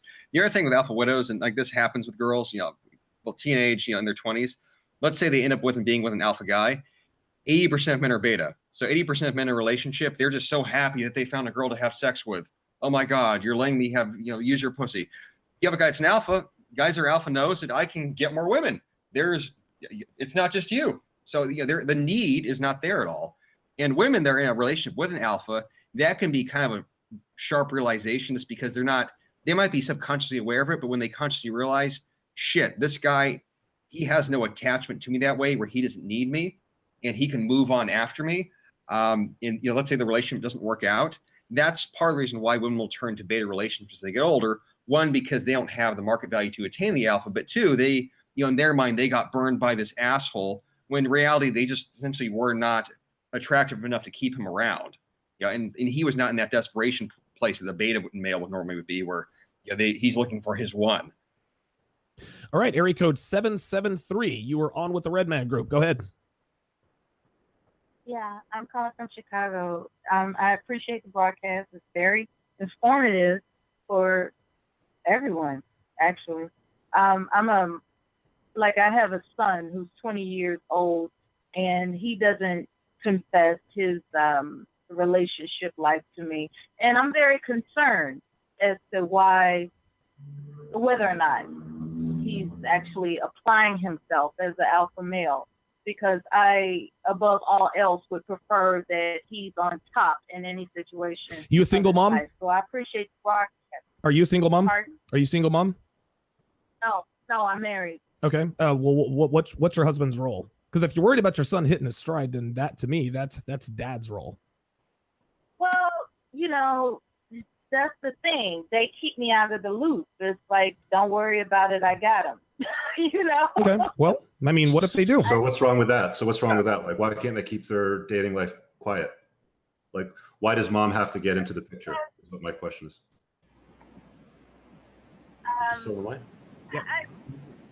Women are sensitive enough to stick their noses where we don't belong. That's why. Well, at least you kept it 100. In that narrative, at the same time, I did give birth to him, so I'm concerned about his well-being. Just because he's not bringing home women to meet mom and the family, it doesn't mean he's not out there dating or having fun. I mean, guys are awake. I mean, guys that watch this broadcast that are familiar with the Red Pill, that have read The Rational Male and, the other work of other great men there that we've recommended, they're only going to bring home the girl over Thanksgiving or Christmas if they're in an LTR and they found somebody they find is worth introducing. I mean, they want her to be a complement to their life, not the focus. And I think you might be putting a little too much pressure or asking too many questions of your son, especially at the age of 20. I mean, let him have his fun, right? Well, listen, but before I drop you off the line, if you're really concerned about your kid, tell him to go to donovansharp.com, therationalmail.com. Tell him to Google the Red Man Group. Thanks for the call. Area code 312. You are on the line with the Red Man Group. Go ahead. Hi, everybody. So my question is thinking about moving to the East Coast with this woman. She, we met on an online. Okay, wait, hold on. So you're thinking about moving to the East Coast with a woman. Are you moving to the East Coast because of the woman? Yes. Ooh. All right, keep going. Now, this woman is to leave details out. This woman is very financially successful, much more than I am. I'm moving to offer myself a better life. Maybe if I have children with this woman, maybe she'll educate them and so on and so forth. Oh boy. How old are you? This sounds like a train wreck. I mean, I can see the Hindenburg blowing into flames here. I mean, I'm seeing an asteroid crashing into the Earth. This has bad fucking ID written all over. Oh, do it. What are you doing? Listen, hold on. How old are you? I'm in my early 30s. No, how old are you? Give me a number. I'm 32. And your girlfriend is? 33. Oh, no. No. Nope. No, sir. Absolutely. This is a bat. Well, let me ask you this before we jump to conclusions here. What was your question? Are you asking us, should you do it? Yeah, I mean, she wants me to move. She's introduced me to a family and friends. Yeah, that doesn't matter. That doesn't matter. Of course she's going to do that. So are you asking us, should she move? Does she have kids? Coaster. Oh, that's a good question. Does she have kids? She doesn't. Has she been married before? How many times? What was that? How many times has she been married? Oh, she hasn't been married. She's coming out of a fellowship. She's been basically training in medical training for 14 years. And what do you do for a living? Like you said that she's got a good job or she's moving somewhere, because of a job. Right. Yeah, I think we're all in consensus here. Don't do it, man. If you do, it'll be the worst mistake of your life. You're in her frame, brother. If you're even considering this right now, you are in her frame. Yeah, and this is not disparaging, but I just want to say this. Like, I can tell by the tone of your voice and the way you're speaking, the way you're thinking about this. He doesn't want to do it. Yeah, it's not good, dude. It's going to end badly. It's like Carl said. It's going to be the Hindenburg coming down on your ass. Listen, man. I will say one thing though. If you do this, then I'm not going to protest anymore. But promise me, if you do this, and that when this blows up in your face, I want you to get a tattoo across your chest in reverse lettering that says, biggest mistake of my life. So that every time you get up and look in the mirror and you shave every morning, you have that as a reminder not to do stupid shit. Let me jump in here before you guys let him go. Go to my Twitter, Rollo Tomasi at Rational Mail on Twitter. My DMs are open. DM me, direct mail me on Twitter, and then we can do this a little bit. We can go into this in a little bit more depth than we have time for today. Listen, before you do anything, 312, talk to Rollo. Dude, talk to me. Dude. Oh my God. Yeah, listen, thanks for the call, 312. Get a hold of us, man. You need an intervention. 914-205-5356 is the number to call. Area code 978. You're on with the Red Man Group. What you got? Hello, my name is James. I'm from Boston, and I wanted to ask a question about the looks category of the show today. Mm-hmm. So let's say I started working on December, and I've lost 30 pounds. I know my T is rising, and my testosterone is rising. I feel comfortable. Is there anything advice you have to give me on hormonal changes and stuff? How old are you? How do I put it? I'm 24. Okay, what was your question about hormonal changes? You mean? I didn't hear the question. Cause how do I put it? I know for a fact, this shift, basically caused to in weightlifting, right? Just putting on the muscle, losing the fat, maybe increasing testosterone. But I live in a dangerous neighborhood, and I see now I get into situations because I can't stay shut. I gotta make a smart comment. I'll just not festival, really. Yeah, thanks.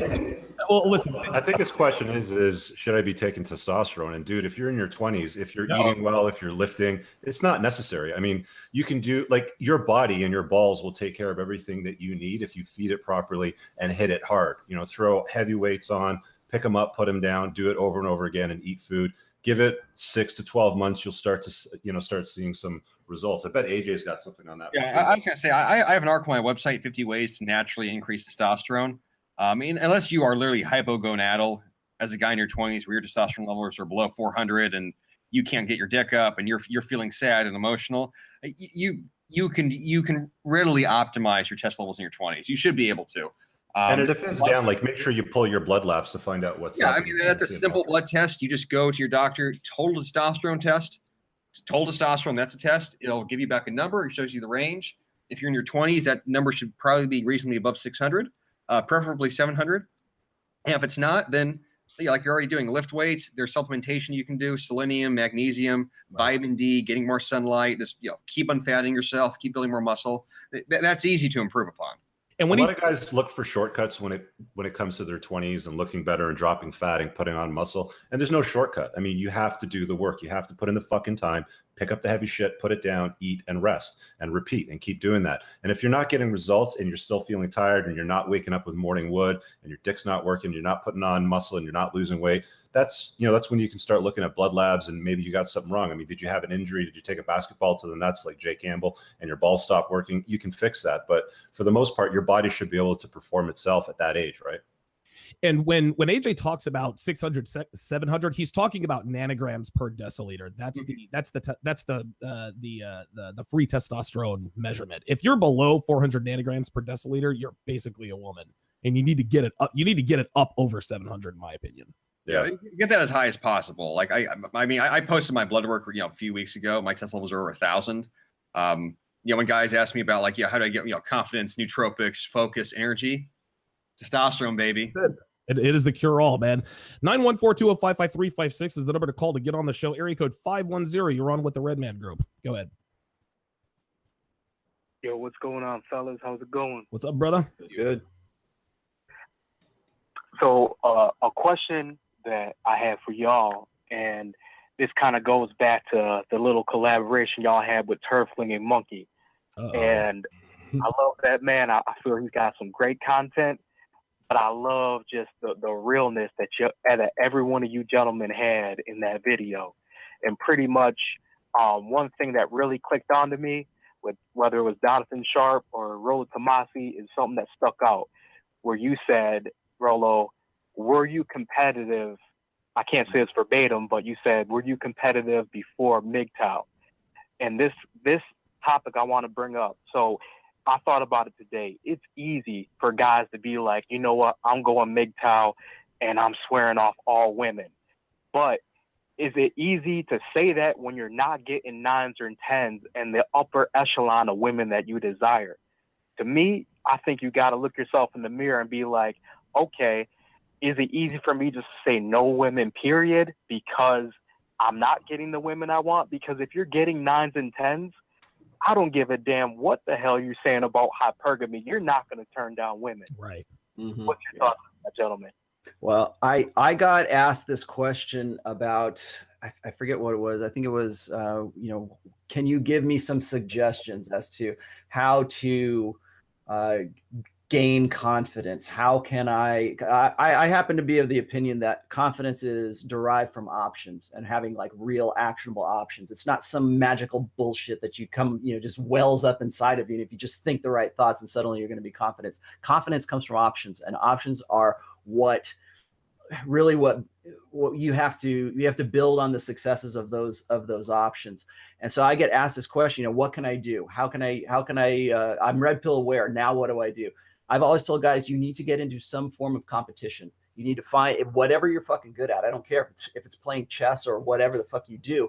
I would prefer that it's something, athletic or, something that has a little bit more benefits than that. But if it's learning, like I always tell guys to read the book Mastery by Robert Greene. Be good at something and get into it and compete with other people and compete to the point where you are a winner at something, because that will help you say, you know what, if everything goes to fucking hell, at least I'm good at this, right? Or at least I know what I'm doing when it comes to this right here. And I don't think a lot of guys, I think it's too easy to get into a non-competitive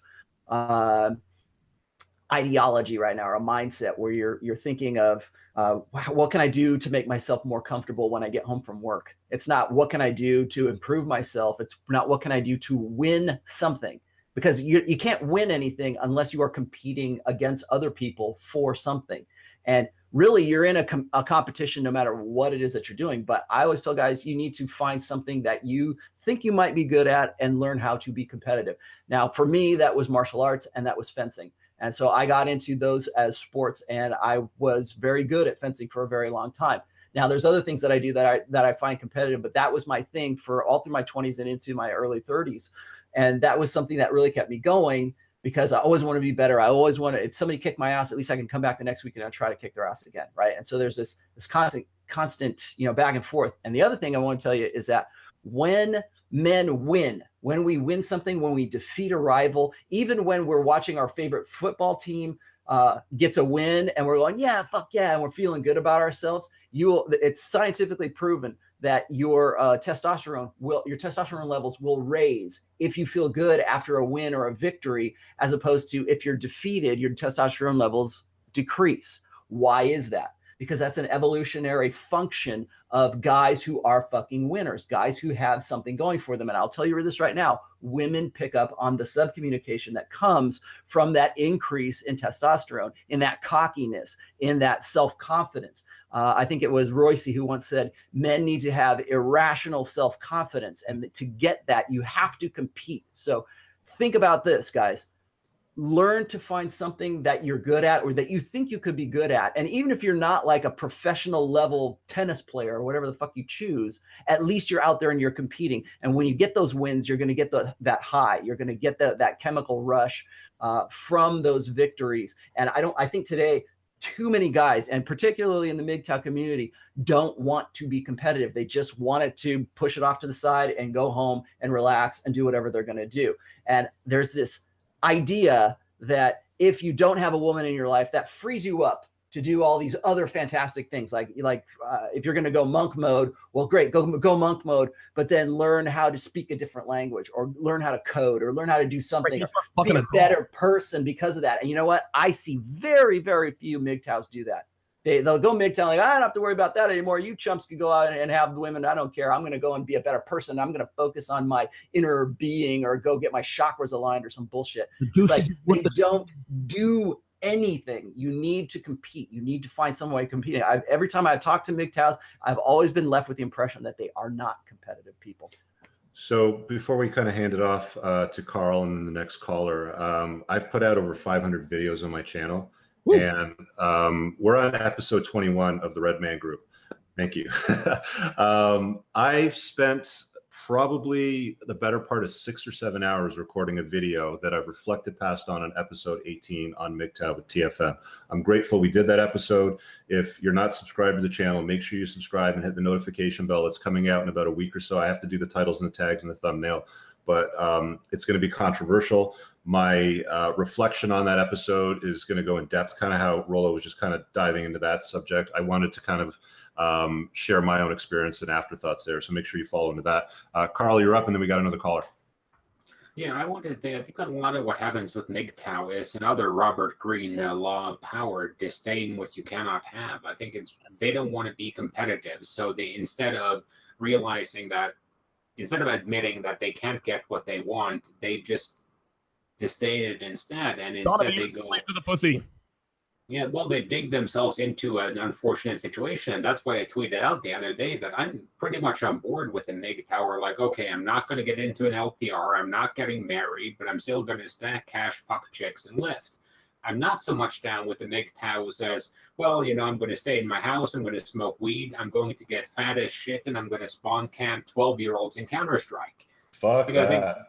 The former is fair enough. The latter one is kind of just sad in a way because you are competitive. Let's make no bones about it. Because if the most important thing in your life is your Xbox gamer score, then you are competitive. You're just not competitive at something that matters, because actually getting out there and competing in something that matters means risking defeat. And if you can delete your gamer account if you lose and start over again, then you never have to deal with being beaten at something. Okay, so let's throw it over to the next caller. All right, area code 321. You are on live with the Red Man Group. Go ahead. Yes, area code 321. You're live. Going once. Hi. Yep, there he is. Hello. Yes. Hi, my name is Joe, and thanks for having me here.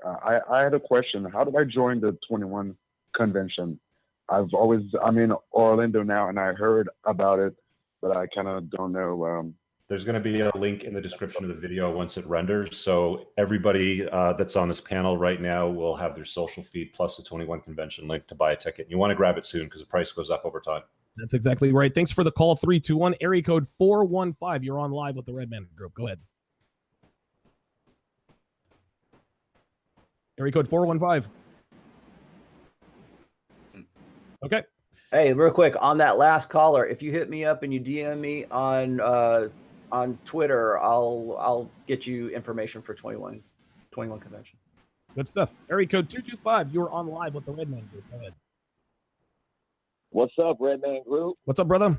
How you doing? So I probably had one of the worst cases of one-itis I had probably of anybody, man. I met my high school sweetheart, and oh shit, probably when I was 16 or 17. Yeah. Well, long story short, several years later, we got married, moved out of state, and shit went downhill. So I'm in the middle of a divorce right now, and to be honest, I could not be happier. So this isn't really a question or anything, man. This is just saying, the road to unplugging is hard, but damn, it's worth it. Absolutely. I could not agree more. Thanks for the call. Area code 225, area code 215. You are on live with the Redman Group. Go ahead. Area code 215. Hello? Yes, sir. We can hear you. All right, my bad. So I called in earlier, so I figured I'll call in again and give you guys another question. So, we talked about, or the Red Pill community talks a lot about, the cycles of rage and all that you go through after you take the Red Pill. And I'm wondering if there's another sort of cycle that takes place in regards to interacting with women in certain sexual, places or spaces. So I found myself recently, just frustrated or upset with the bar scene, the club scene, the apps where I would typically go and game women and pick them up.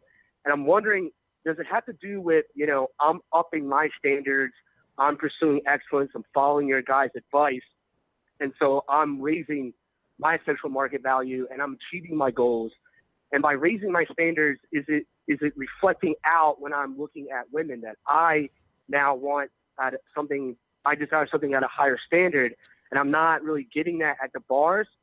Or is this kind of like a frustration aspect where if I'm not being honest with myself, maybe I'm just being frustrated with, just seeing women and how they're interacting and how they have, advantage or whatever. Okay, caller, I've got a question for you. If 10 is the best version of yourself and 1 is the worst, where are you on that scale? I would say I'm above average, like a 6 in terms of body, money, and looks. Okay, so if you're a 6 out of 10, you can't expect to be getting women that are considerably better than that. Like, you're not going to get 7 or 8 out of 10s, right? Like, you got to up your game. No. I'm not here to complain about not being able to pull a 9 or a 10 or whatever. I'm simply just saying, is it okay that I don't want to interact with women at these spaces, that I want to pursue maybe a different space? Yeah, man, you should be working on yourself right now. Like, you should be working on your own game, increasing your wealth, and, fixing self-care, making sure, your body's in optimal condition and strong, and, your masculinity solid. You've got your red pill awareness going, but you're going to find a lot more happiness and contentment, whether you're out doing day game at nightclubs, doing apps or whatever. You're just going to feel a lot happier and more content even if you get yourself from a 6 to a 7, you're going to feel and do better, right? I would also. Yeah, I guess what I'm trying to say is does it go to what you talk about, Rich, about managing your fucks? I don't have a lot of fucks to give about the bar scene, the club scene, and I'd rather go my fucks into a hobby where I might meet women there. But I mean, you're kind of flip-flopping. Like, you're going from the women aspect to the sexual marketplace to I don't give fucks. It's like you kind of give fucks because you're talking about being frustrated with what you're doing, right? Oh, I'm sorry, I didn't hear you. Well, you're giving fucks because of your frustration with what you're doing. Go ahead. Yeah, you're giving fucks because of your frustration with what you're doing and the results out of what you're getting. I talk a lot about belief system coming from inside, which governs your choices and the results you get. And if your results aren't making you happy, if they're not satisfactory, if they suck or whatever, you need to make different choices, which comes from your belief system. So your belief system needs to update for you to find contentment and happiness on the sexual marketplace, the nightclubs, the swiping apps, whatever it is that you're doing, because there's a clear indication to me anyway as I'm listening to this, and I want to pass it off to Carl, and I think Donovan that wants to chat about it. But like, there's a clear indication that you're not satisfied with what you're doing. I think you're bullshitting yourself. You know, if I'm being honest, you know, I say that guys are masters of two things: complicating their lives and then justifying why they do it. And there's a lot of conflict in that question and statement that you're throwing there. Yeah, I would agree. What I'm looking at is what I'm looking at is, I get that he's kind of disillusioned with the bar scene itself. That's what I'm reading from the question. I call this the style problem, named after Neil Strauss, because what happens is you run game in a certain location for a certain amount of time. You start to get pretty decent at it, and then you want to self-sabotage yourself, and you want to find something more, and then you start reading Jordan Peterson, you start cleaning your room, and then you get married, then you have a kid, then you take a picture of yourself in a pink bikini on the beach and say that my old life as a pickup artist was horrible, and then all of a sudden you get divorced, and then you're back, and you want to earn your way back into the manosphere with, oh, guys, sorry, I fucked up, but I didn't really, and here is my new Tony Robbins Power of Positive Thinking stick. Yeah, it's funny. He actually mentioned the many stages of taking the red pill, and a lot of guys sort of they don't like to put labels on things, but there is a progression, and the Donovan Sharp red pill progression. It's real simple. There's shock, then there's anger, then there's euphoria, gluttony, addiction, and application. Like, you go through all of these stages, and if you make it past the anger phase, because a lot of guys get stuck in the anger phase and then they decide to go their own way, but if you can make it past the anger phase and understand that women are neither good or evil, they're just taking the shape of the container that they're in, then you can move on with your life. Something else that he hit on is actually something I went through. I wasn't really, like, once I figured women out, like once it clicked for me, I wasn't really as impressed by them. One of the first things that happens once you get past that anger phase is that you quickly begin to realize that obviously girls are not made of sugar, spice, and everything nice. You understand what makes them tick, et cetera, but you don't really like them as much. You're not as impressed by them. And that's not to say that you'll despise them so long as you're not in the anger phase, because we all like the way women smell and all that. But now that you've been sort of let behind the curtain and you can pretty much, predict any woman's behavior, they're not quite as impressive or mysterious as they used to be.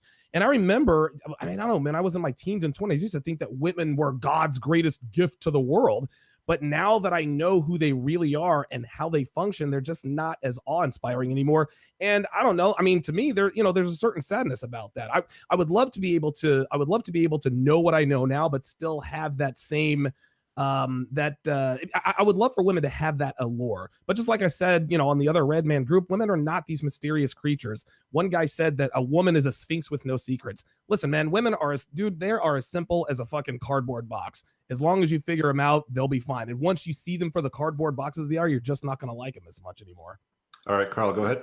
Come back for a second on it, because what I meant to say with the whole style slippery slope thing isn't necessarily to say that the person there's something wrong with the person. What the point is that once you learn game, all your illusions about women start to get dismantled slowly, and you realize that when you take away the mystery, you're left in the same position that Nietzsche was in, where science removes all the mystery and all the specialness from the world, because you can explain every single mechanic through empiricism and rationality. Right. So once that's gone, your let's call it the illusion you had created for yourself of there being more to life than materialism is gone. And when that's gone, that leads to sorrow, and you have to replace that sorrow because that gave your life meaning. Now your life doesn't have meaning, so you have to create meaning. And then you what's the word here? You create a mirage of meaning in the middle of things just to make yourself live through it. That's why Jordan B. Peterson's story is he rejects Christianity, which gave his life meaning. Then he embraced socialism because that gave life meaning. Then he rejected socialism after seeing the results of it, and he re-embraced his own kind of form of, I would call it neo-pagan Christianity, to fill that void within himself. And once your illusions about women are gone, something has to replace them. But to replace a delusion with another delusion doesn't make you healthier, it makes you sicker. Well said. Area code 415. You are on live. Wow, a lot of 415 calls today. You're on live with the Red Man Group. Go ahead. Yo, how's it going, gentlemen? What's up, brother? How you doing?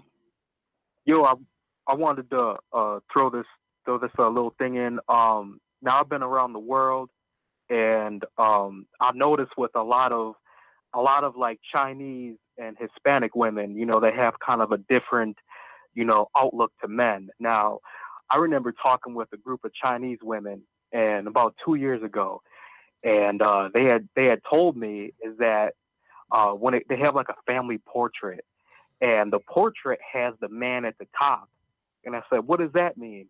And they said, well, the man makes all of the decisions, the man takes the risk, and the man is to be respected. And I ended up getting their number. There was one that I liked specifically. Now, the one that I liked specifically, I got her number. She texted me right away, trying to hook up, trying to have a date, trying to meet up and everything. And this kind of went to the same scenario to like a lot of Venezuela women that I have met in the past, women from foreign countries. And what I've came to the realization is there's a different perspective on just the value of a man when it comes to different cultures. Not to say that the women here in America don't have a good perspective of men, but I think they don't have a good people perspective. have- No, hold on. Let me correct you. Women in America don't have a good perspective of men. Let's Continue. Oh, 100. What I was bringing up is here in America, a lot of women view men as a commodity. Yes. Something to get free meals out of, free drinks out of. But in a place like Venezuela, where it's heavily impoverished, they grow up respecting a man. They grow up putting a man high and giving the man what he is known for to be a man. And I think what a lot of people are missing is that there are women out there, a large amount of women that will give you the respect and the servility that you need as a man. I think that you're probably buying a little too far into the bullshit. Foreign women will often send off those signals that, not all women are like that, like Venezuelan women or Chinese women or whatever. I mean, they're all going to tune into their hypergamous nature. Women still view men as success objects. It doesn't matter if they're American or Chinese or Japanese. I mean, they're all going to view men as, an opportunistic object. It's just the way they play the game differently, or the way they play you differently based on their culture and their upbringing, is going to be a result of where they're from, right? It's like Donovan said. I mean, the vast majority of North American women are kind of shit. But it's up to you to filter the crap ones out so you don't waste your time with them, right? Yeah, there's a point I wanted to make to this. I think you might kind of be hitting upon, my man, with what you're trying to get at, I think, is that when you have countries, let us say, that are, let's just frame the United States. The United States, we can say that men and women are on very equal footing, or women are in disproportionate footing. There is material abundance. It is a very comfortable state of society. We all live in comfort. If you go to poor countries where people, it's more third world, and people literally have to work, to the bone to get by, that's a different scenario for women, where feminism, modern feminism in the United States, it's not going to take the same effect there. That bullshit's not going to prop up, because you can see firsthand, literally, especially if you grow up poor, you can see your father working and exerting himself. You see men working and building things. I've traveled around the world. I've been to very rural villages. There is a very sharp gender divide between the distribution of labor, because guess what? Men are physically stronger and bigger, and they're expected to provide because they literally have to. And the women obviously are serving that traditional role. So that is definitely that's appealing that way for if you're a guy where you go to the United States where women want to have this everyone's equal bullshit. At the same time, as Richard was saying, the nature of women is eternal, and that doesn't change. So certainly you can go to different countries and they can have a more traditional sense of masculinity, femininity, and that is very appealing. But women are women regardless. Right. Keep that in mind. And a lot of guys think they can go to Europe or Russia or Venezuela and bring women here and expect them to retain their femininity. That's hell no. Donovan, I was just going to say that too, that I agree with what AJ is saying, but the minute you import women to the United States, they're very adaptable. So they're very social. They're going to pick up all the cues and all the culture, unless they're isolated from that, but that's fucking hard. Yeah, there was a great skit. I can't remember if it was Eddie Murphy Raw or Delirious with the zebra bitch, but you could probably Delirious. Delirious, yeah. So I mean, if you search for zebra bitch plus Eddie Murphy on YouTube, you'll probably find the skit, but it's pretty consistent. Yeah, I was just going to chime in here real quick. Like I was going to say is that I think there's this idea, particularly among guys who maybe they're not MGTOWs, but maybe they want to learn game, but they still want to, they don't want to play the game on cheat mode, but they want to play the game on easy mode. And they think that easy mode means I've got to get out of this country and I got to go to some other, Eastern Bloc country, or I got to go to the Philippines or wherever else to find a wife, find this feminine woman. And I think it's exactly what AJ was saying is like, there's this idea, I think, that guys really need to disabuse themselves of, and that's the idea of the quote unquote quality woman. And guys always like to say that, oh, I've got this quality woman. I'll say, and it's like what AJ was just saying, is like, they're still women. And if you think that a woman is quality because for any reason, really, and in this case, it happens to be, I'm going to go to the Philippines, or I'm going to go to a Latin country, because they respect masculinity and this old school, old country kind of ideals when it comes to gender roles. Great, fine, but don't think that that's going to find you this quality wife because that's just the way that they are. It's because there's hypergamy still in those countries. It's just in a different context from what you're used to in the United States. I've been to Europe. I've been to Panama. I've been to several different countries. And I'm trying to think of like Latin countries. Panama was the one I was in recently. In Panama, it's that Latin sensibilities where women are looking for that masculine guy, but they're still looking for that masculine guy, that dominant masculine alpha guy, from a perspective of hypergamy. Yes, they're very feminine. Yes, they respect men, but you know what? They're still looking for women under, with that sort of feral, natural, evolved hypergamy. They're just doing it within the context of their culture, their religion, their country, their family. There's all kinds of ways to modify hypergamy, but underneath all of that, your quality woman is still hypergamous at the end of the day. Donovan? Yeah, I guess circling back to the original topic here, not that didn't apply, but looks versus money versus game. A lot of guys say, well, I don't have looks, I don't have money, so I'm just going to give up. To me, that's lazy thinking. And it's to me, that's akin to a woman saying, well, I'm not a 9 or a 10, so there's no need for me to try to be a quality woman. I'm just going to be a slut. It's fatalism is what it is. Exactly. The point is both groups of people are doing what's easy. It's easy for men to just check out and not get any pussy. It's easy for women to jump on every dick that comes their way, because as soon as a woman walks out the door, man, she's getting hit in the face with a dick, from all directions. The MGTOWs like to use the phrase, the juice isn't worth the squeeze. That seems to be their battle cry. I'm talking about low-level MGTOWs. And on some level, I do agree with them. But here's the difference. Here's where I disagree with this. If you have game, if you have confidence, if you have red pill awareness, the juice might not be worth the squeeze if you're a low-level MGTOW. But if you're a guy like me, the juice that I'm going to get out of women is going to be very different from the juice that you're going to get. Women, as soon as I became Donovan Sharp, the juice that I was getting out of women was very different from the juice that was being offered to me before. So again, this is all very simple. It's not rocket science. If you lift weights, if you stack paper, if you learn how to handle women, if you work on yourself, your body, your mind, your mental strength, et cetera, then guess what? The juice that you're going to get offered by women is going to start to taste a little bit better. It's going to start being worth more pursuing. And even the MGTOWs still want the juice. It might not be worth the squeeze, but MGTOWs still want that juice. So they'll go and manufacture the juice with other things like sex toys and dolls, right? Like they're still finding it some other way. You promised we're not going there again. We'll leave it at that. I know Carl wants to hop in. I just wanted to hop in and point out that we have to think about the male market versus the female market, because what does a guy how low does a guy have to slip before he pretty much can't get laid? It's not really that far. I mean, if you're broke, you don't have game, and you're, let's say, 30% body fat, you won't be able to get laid.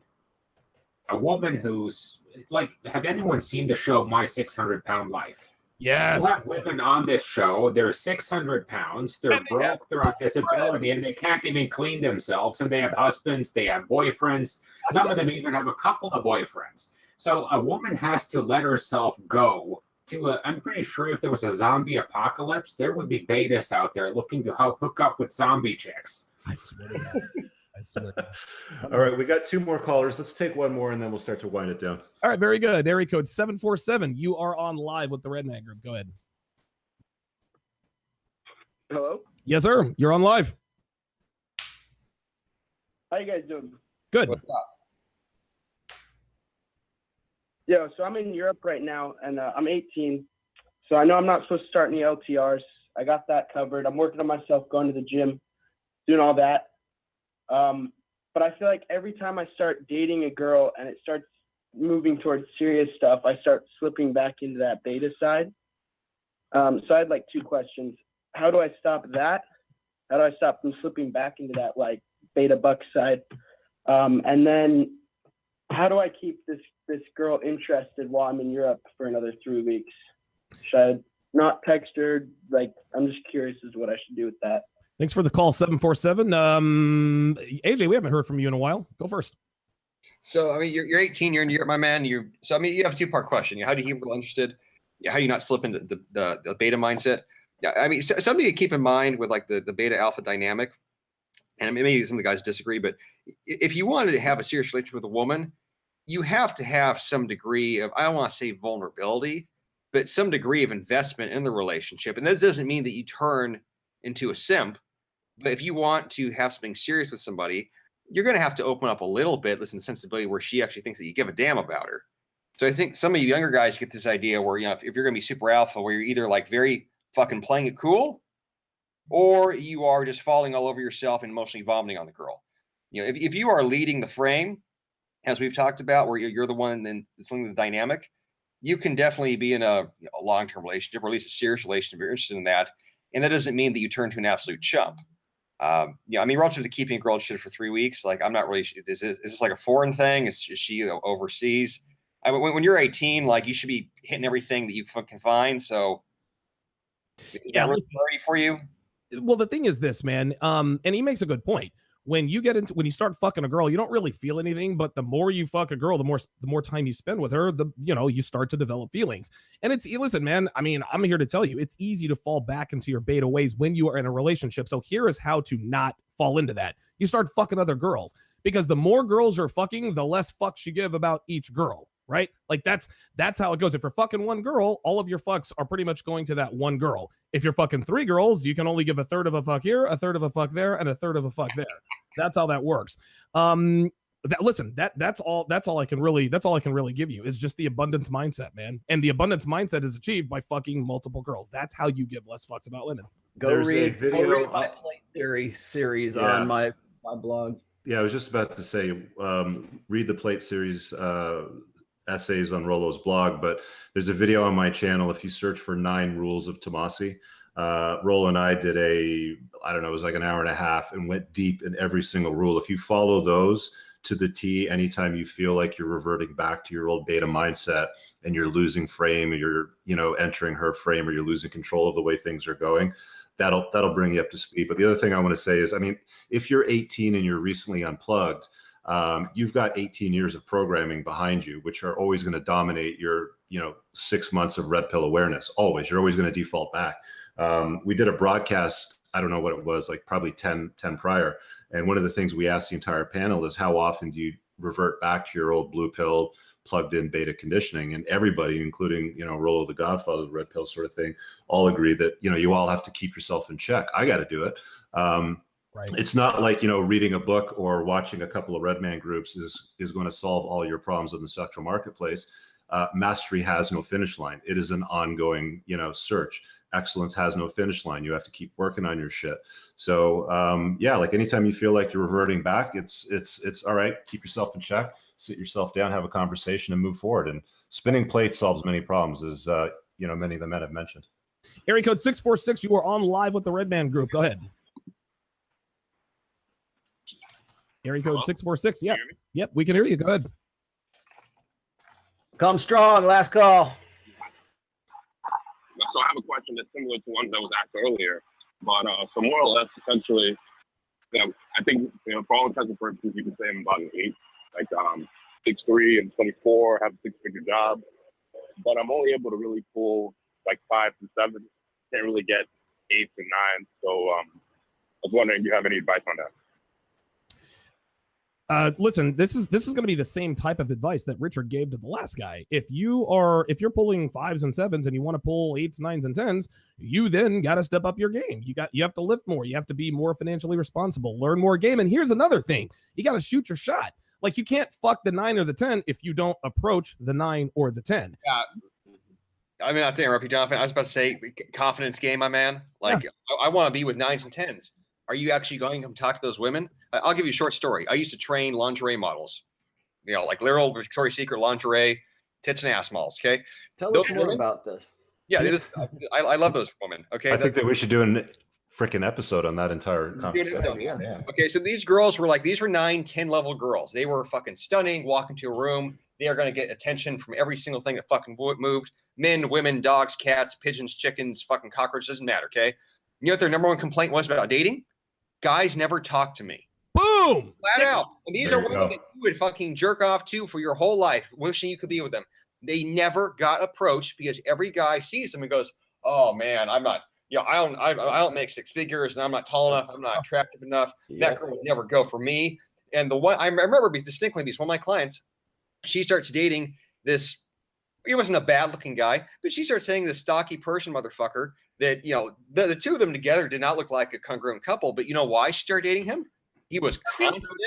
Yes. He was confident, and he actually walked up to her at the club and started talking to her about her drink. He was the only one in fucking months of living in Los Angeles. People think, people think 9s and 10s are hard to approach. No, 9s and 10s are harder to fuck than 7s and 8s. Don't get me wrong, but as far as approaching 9s and 10s, they're much more pleasant. They're much more friendly. 9s and 10s will give you the opportunity to actually spit your game. Now, if you don't come with strong game, they're going to blow you out, but they will give you a chance.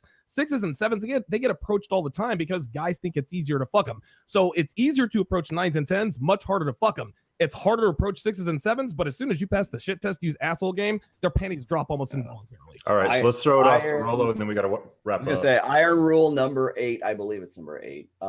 Never or always let a woman figure out why she won't fuck you, okay? Don't do it for her, okay? Right. The guys get attached to this idea that they're in a particular league. Okay. And if you do that, all you are doing is limiting yourself from that particular set of women right there. The guy's saying, "Oh, I could never get into that." The other thing I was going to say is fish where the fucking fish are. Okay. A lot of guys, when they get into game and when they up their game, they become red pill aware. They're like, "Okay, I think I got this now. Where the women at?"